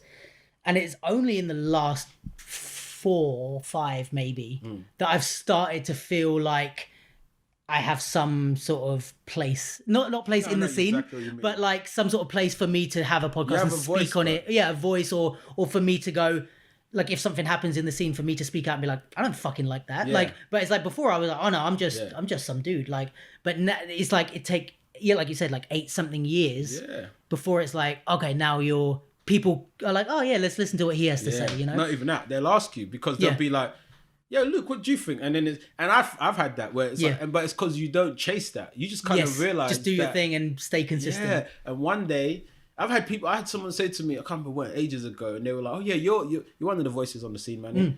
And I had to double look. I was like, because you didn't see it coming. Yeah, I was like, what are you talking? Yeah. What? And then I was like, oh no, wait. And I started to look back, and I'm like, because I know who's left and who's gone. Yeah. And I know, like, that the fact that I am involved in the scene, all the stuff I said I do, I'm like, but I didn't realize I wasn't like saying, I'm going to get involved in the scene. I was just like, oh yeah, I'm going to do this and I want to help there, and you want some help and I'm going to come there and this is going on and I'm going to share this. I think it's like who you are, as opposed to like, oh, I'm going to contribute to the scene. You're just like a helpful guy and someone who likes to write, and you're like, oh, I can help with that. Like, you don't, I guess it's, like, maybe someone like Kev even wasn't maybe not like, I'm going to become the teacher of people. He's just a teacher and a guy who likes to coach people. In his kitchen. Yeah, and he's just like, he did it and it escalated, and now he's like, oh, okay, I'm that guy now, so I'll keep doing it. But maybe at the beginning he was just like, oh, I just know that I'm good at coaching people. So he was just helpful. When I first met him, I was a student in Sunanda's class that just learning.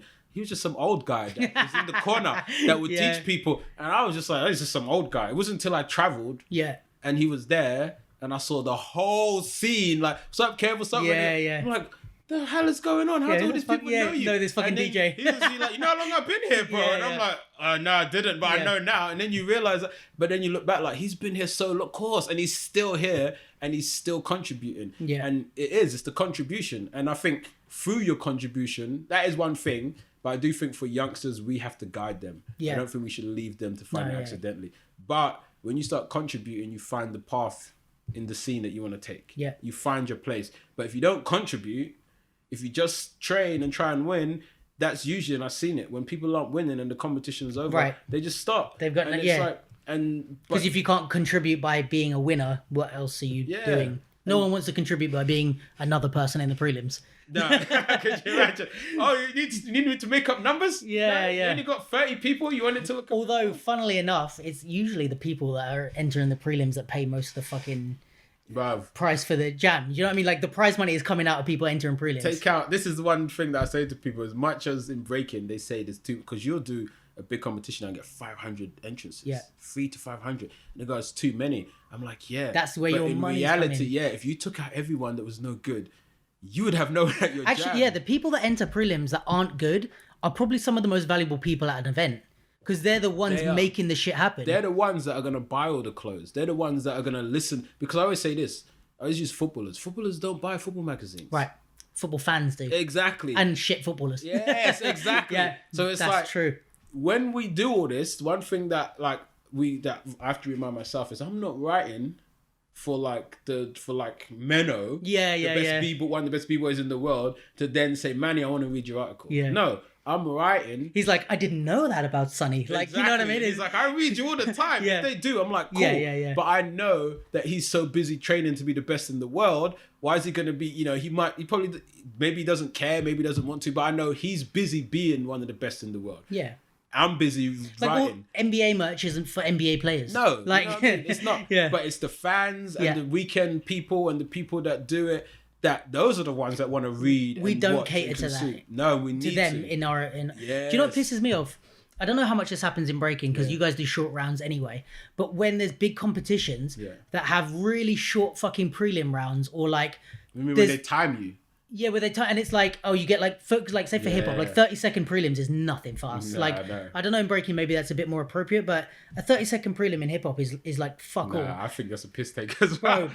And even in like Summer Dance Forever, they have two people dancing at the same time. Yeah. And I am not a fan of that because I'm like, of all the people, if I fly, like this is why I've never entered Summer Dance. Yeah. Because I'm not flying, and said this with all the love in the world, I think it's the best top styles event in the world at the moment. However, I'm not flying all the way to Holland, paying entry money, dancing for 30, 45 seconds at the same time as fucking Alex the Cage. Yeah. And nobody's watching me because he's killing it. Yeah. And then I know I'm not getting through. So I'm not getting nothing. But yet it's all of us that are paying so much money towards the event. And it's like, I just think if it was me, I would, the least you can do, the very least you can do is give someone 1 minute by themselves. Yes. On this stage. When else are they going to get the chance? These good dancers are at all the big events and they're getting through the prelims. If I'm going or an amateur's going, we ain't getting through prelims. Yeah. So give us our 1 minute of fame, like to feel good and to get our friends to film us a video. That's our event experience. Yeah. That's our one fucking moment. And we wait and warm up for like how many hours and wait when it's like number 157. Like, and you get the intro of the track. Bro, like, do you know what I mean? Seconds. You're waiting for that long. It's like the least you can do, I think, for events is to give people their 1 minute to just do the thing. This is the thing. They tried it at some breaking events, especially when they merge it with any of the stands up. And I always like, no. I'm like, number one, breakers won't go that long, but no, we're not doing it. And breakers are adamant. Brush me off. And it's like, and the thing is, because I've worked in events for years as, you know, bar managing, floor managing, and I've done event managing.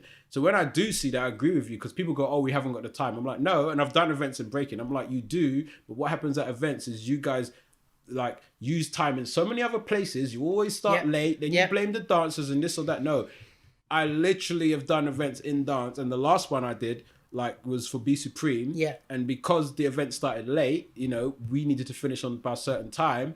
And Holly, you know, she was in charge. So she was like, Manny, we're going to finish on time. Manny, we're going to finish on time. And she also had some things she had to do in between. Yeah. And I was like, okay, you can do that. You can do this. And by the end, we finished like, we're supposed to finish at 6. We finished at 5:59 on the dot. And I was like, we're going to finish on time. We're going to, when we finish, she was like, oh. But if you're like, efficient about where you save time. And like you say, you realize you're catering to these people. And this it's like, you've never ever in your life, and anyone listening to this, I challenge you, you've never been at an event that's running behind time and they've said, because we're running behind time, we're going to leave the dancers to have 1 minute rounds, but we're cutting the judge demos. Never happens. And I've done that. I done that event. I was like, yo, judges, you don't need to do your showcase. Yeah, we haven't got time. Yeah, because we don't need to see you dance. Yeah, you're famous. These people are the ones that's come to see you. That's what I'm saying. Dance, you know? You're getting paid to be here. Yes. You can sit in your chair and chill. If I'm paying to be at your event, and now I'm in the finals, and it's like the biggest final, this has happened to me. I'm like one of the biggest finals or whatever, or I'm battling someone that I'd never get to battle. Yeah. And it's supposed to be 3 1-minute rounds. Yeah. And you tell me, oh, because of time, we're going to do 1 45-second round. I'm like, go fuck yourself. Exactly. You just ruined my whole thing. So what that we can spend 3-4 minutes watching each, like a 4-minute, like self-indulgent judge solo by each one. Yeah. And it's like, I get it, and I get that that's nice, but who are you? It's just, and if that's who you want to cater to, fine. But it's very transparent who they're catering to. It's the finalists, it's the famous dancers, it's the judges. It's not the prelims and the amateurs. And the problem line is, it's like, okay, if you were really catering to them, and they do, I'm like, okay, so take everyone out of the building who you're not catering to, and see how many people are at your event. Exactly. And that's the thing. And let me give that a round of applause. Bro, I'm so... Take them out. Take them out and see who's left. Yeah, and then you'll be like, oh, it's just the judges and the dancers that were going to make it through anyway, watching each other and the dance. People who are maybe like fans of the judges and stuff like that. But most people, we're fans of people, but we also think of ourselves as competitors. Because we want to take... Because in the end, that's why we're there. We're there to take part. And I always say this, 500 people sign up to a breaking event, right? Yeah. There's like 300 at least that know they're not going to get through. They know. They know, good. They're not under any false pretenses. No. Why did they sign up? Because they want to dance. Yeah. They train. They want to get there. They want to try their round. And it's like, and in the end, out of those 300 are the ones that are going to be watching your clips and buying your these are the people you need to cater to. Why? Because the champions are the champions. We know they're going to be there. They're going to get all the opportunities. Yeah. They're going to win. They will always be there. If you don't cater to those 300 and then half of them drop off, and this is what happens with events, you're like, why has my event gone down? Because every year, 50% of that 300 dropped off. Yeah, because I came to your event and I'm watching 4 hours of prelims sitting cross-legged next to some sweaty guy. You couldn't even put chairs out for me. You know what I mean? Like, there's the breaks are fucking 4 hours long, like. And they don't need to be, you're like, just keep going. I'm bored as fuck at your event. The only reason I'm here is because I love the culture, but your event is fucking boring. And so you don't come back. Yeah. The person next to you don't come back. And 2 years later, they're like, why did our numbers go down? And I know, and here's the thing that I say, because I know, again, saying this, a lot of promoters will watch and say, no, you don't understand. And I'm like, I've also run events. I studied events at uni, so exactly. I've done events for 10 years. We can talk on this. So that's what people don't understand. I'm not talking like a b-boy. I'm talking like someone that an event manager. I've done every event you can think of. I've done 2 years in a row. I've done the biggest charity event in the world where Prince was performing 1 year. Madonna was there. Clinton was there. Obama was there. All the world leaders. Yeah. You think I don't understand time pressure? Yeah, you've been involved. Like, set up this bar. Yeah. You have 2 hours, and I'm like, I need free, and they're like, you don't have free. Fix it. And I'm like, and they're like, the president of the United States is walking into this room in 2.5 hours. If that tray of champagne is not there, you are fired. And I'm like, cool, I have to do this in an hour and a half. So when I make it happen. Yeah, so I know I have to make that happen. So when I go to a breaking or dance event, and I immediately see like where you fucked up. Yeah. I'm like, no, you fucked up there, you fucked up there, you fucked up there. 100%. Like, again, one of the things I've said that, don't do a judge's showcase. Yeah. Oh no, but we have to. Why? Or you're like, why are you doing it? There's all sorts of aspects where it's like, you could cut this, but you don't want to piss off the famous dancers. Why is the music still playing? Why is this break? You said on the mic it's going to be half an hour. Yeah, or 10 minutes. Yeah, and now we're 45 minutes in. Why is the music still playing? Oh, because we can't find the DJ. Yeah, but you're paying him. Yeah, to fire him and get someone else. Exactly. Now. Oh, no, but he's a famous DJ. Yeah. Yeah, but if you were paying someone to paint your house... And you couldn't find them and they're outside having a joint. And 2 hours later, they come back and they're like, I'm going to paint now. You'd be like, no, get the fuck out of my house. You are paying people. Then event organizers are serving dancers who should be their employees. Yeah. Like, organizers should be at an event the top rung. You're in charge of these dancers. I've seen fucking judges change someone's event. I've seen fucking them be like, okay, we're gonna do it like this, and the judge goes, no, we're doing like this now, and the event organizer goes, oh, okay, yeah, so we're gonna do it like this. It's like, no, fuck you, I'm paying you. I don't care how long you've been on the scene. When you're accepting my paycheck, this is how my event is gonna go. Like, and I think there's too much of this, like, serving the... Bruv, it's amazing because you know what it is. I'll be honest. You gotta be like a bit like, you gotta have an attitude of love. I've said to people like, okay, I've got 3 judges. All right, you complain. Well, no, we're not doing it. Well, I won't judge. Cool, then I'm not going to pay you. Oh, who's going to judge? I'll fucking judge. Yeah. Because there's still 500 prize money on the line. You think those dancers aren't going to enter because I kick you off? You think they're going to follow you out the building after they pay the ticket? They're not following you anywhere. They want the £500. I would argue that there's no one that influential in this. There's nobody, no matter what, because at the end of the day, if they were, they would get all the judging jobs because they'd be like, if I'm not there, no one's coming. And it would have to be something, I'm thinking as myself as a competitor, it would have to be something pretty serious for me to go, oh, I'm leaving. It would have to be like a judge gets on the mic and goes, yo, this event organizer was just racist to me. This is what he said backstage. Exactly. I'm leaving. I'd be like, all right, I'm out. Like if he's like, oh, he said that because I was 2 hours late, I can't judge. I'd be like, well, exactly. See you later. That's why I've been sitting here for 2 hours. Bro, if that was my best friend, said that, oh, I got fired, like, blah, blah, we're leaving. I'd be like, you're leaving, bro. You should have showed up on time. What do you think this is? Yeah, I don't think there's anyone that would influence me if they fucked up like that. I think we'd understand, you know? Bro, and it's like, and for me, it's not that hard. Because in the end, like I said, the events I worked in, my job would be on the line if I'd done anything like that. I can't if I'm going to be 10 minutes there, I have to call them. Do you know what I mean? If I can't disappear. If I disappear, I used to go to the shop, you know, to get my lunch and have the radio on. Yeah. Because in the end, to know if you need to be back. Yeah, because I know like, oh, this is a touchy event.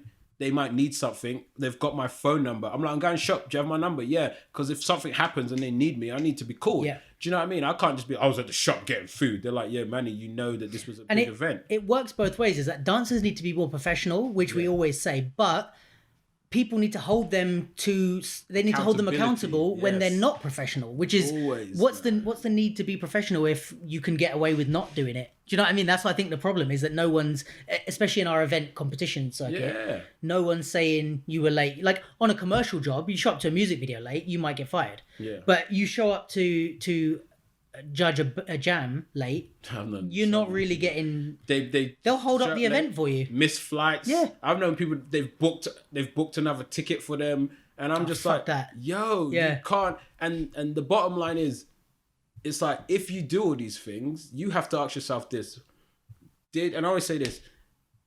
Okay, do the metrics then. Just do the simple metrics. Put your ticket sales up. Put them up.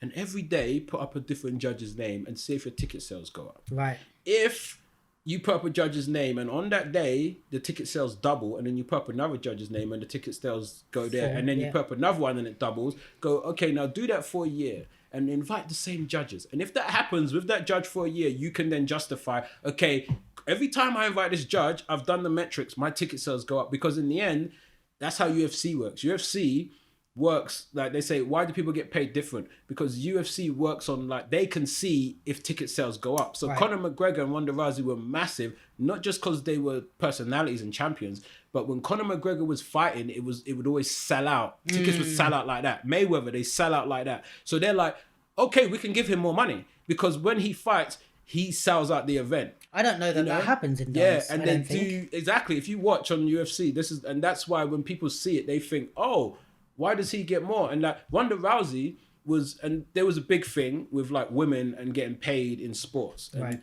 when they asked Ronda Rousey, she was like, no, I just get paid because I sell out. And the thing that UFC used to say is they would be like, look, we're not paying the women less. And they did have to advertise the women more, I'll be honest. And the more they advertised them, the more they got more ticket sales. But the reason why Ronda Rousey came in and suddenly started getting paid more than anyone in the sport is because she sold out the stadiums.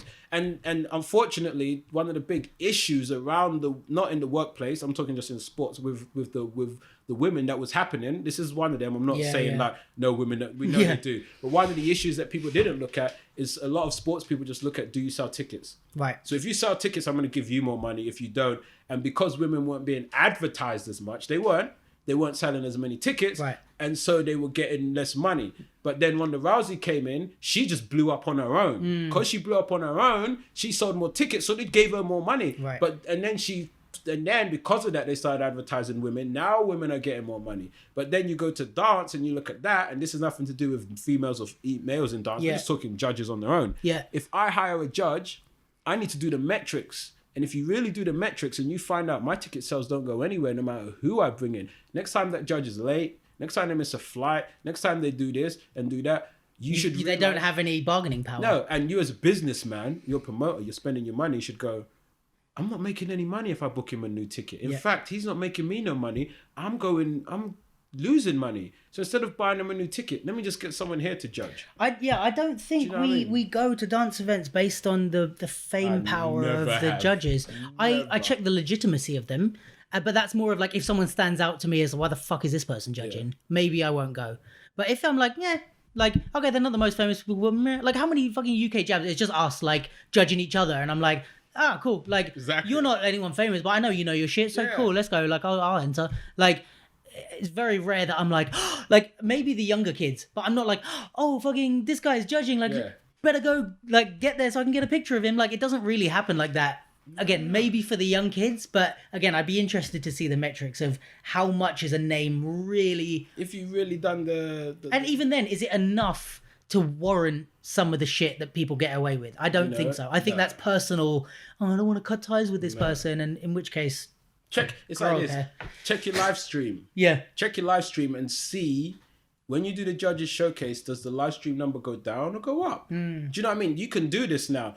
Check because one thing you do know is that if you're watching an event and Victor's going to battle Menno, your live stream numbers are going up. Right. You can see it on a video clip. More people are going to watch that clip. But now, and you can even probably see on a judge's clip. But again, are you getting money? No, because you have to treat it like a business person. And even there's I think there's ways to think outside the box. We have to kind of start wrapping up soon, but there's ways to think outside the box. Like, okay, judge demos. I watch judge demos on YouTube and stuff, right? I don't care where I just like seeing those dancers dance. So, for example, get the judges to come an hour early, film the judge demos, don't have it as part of the event. They just run the judge demos and then put them up afterwards in like with no crowd. Or like never thought of that. Battle Bad in Paris do a really good thing where they I mean I think a lot of events do this, but they split Saturday and Sunday for the jam.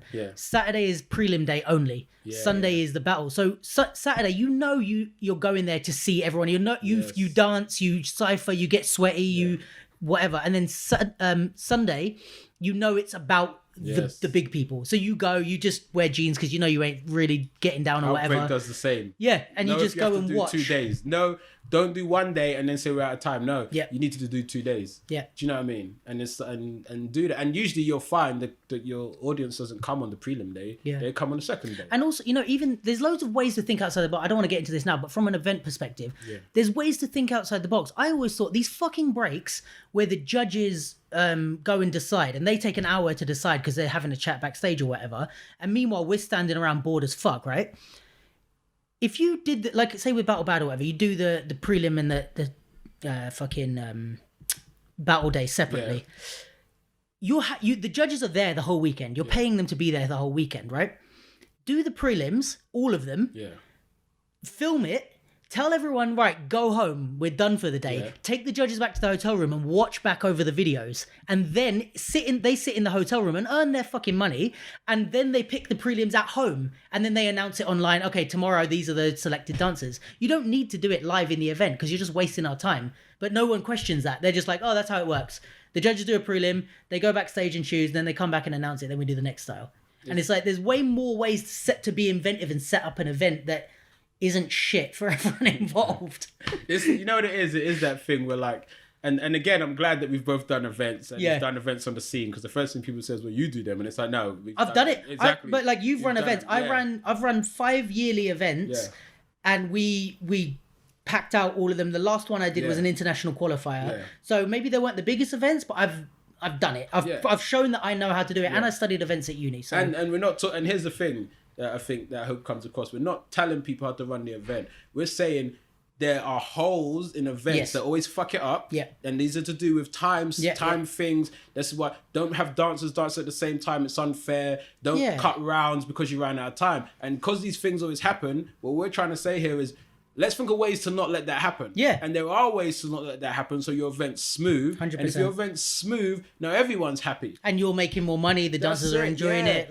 So all these things are just to say like, yo, we go to events, we love them. But, and again, this is the only reason why I was helping at Red Bull and UK Chaps. Because I come in with the mindset, not that I'm running this event, but whatever job you give me, I'm going to do that as efficiently as possible. Yeah. And if I can do that, and the funny thing is at IBE, we were so efficient in the undisputed thing. For the first time ever, we had to stop the qualifier and take a break because we were going to finish an hour early.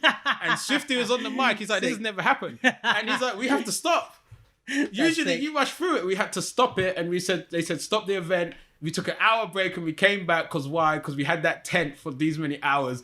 And you're like, this is what it's supposed to be. You want to be able to take breaks. That's how it should be. Yeah. And you'd probably get that if you went to like, you know, anything, you know, big events in other art forms, I guess, or whatever. Yeah, because it's corporate money and corporate people don't fuck about. Yeah. They're like, yo, the speaker's coming on. I've done the Independent Film Awards. They're like, yo, fucking Jeremy Irons is giving a speech at 4. Yeah. Get the food on the it's table. Happening. They don't care. It's Jeremy Irons and he needs to leave by 5. So all of a sudden, you're doing it. They don't give a fuck. Yeah. And you can't say no. But at breaking events and hip hop and dance events, all of it, house, they'll go, yeah, but we were supposed to do this at 5.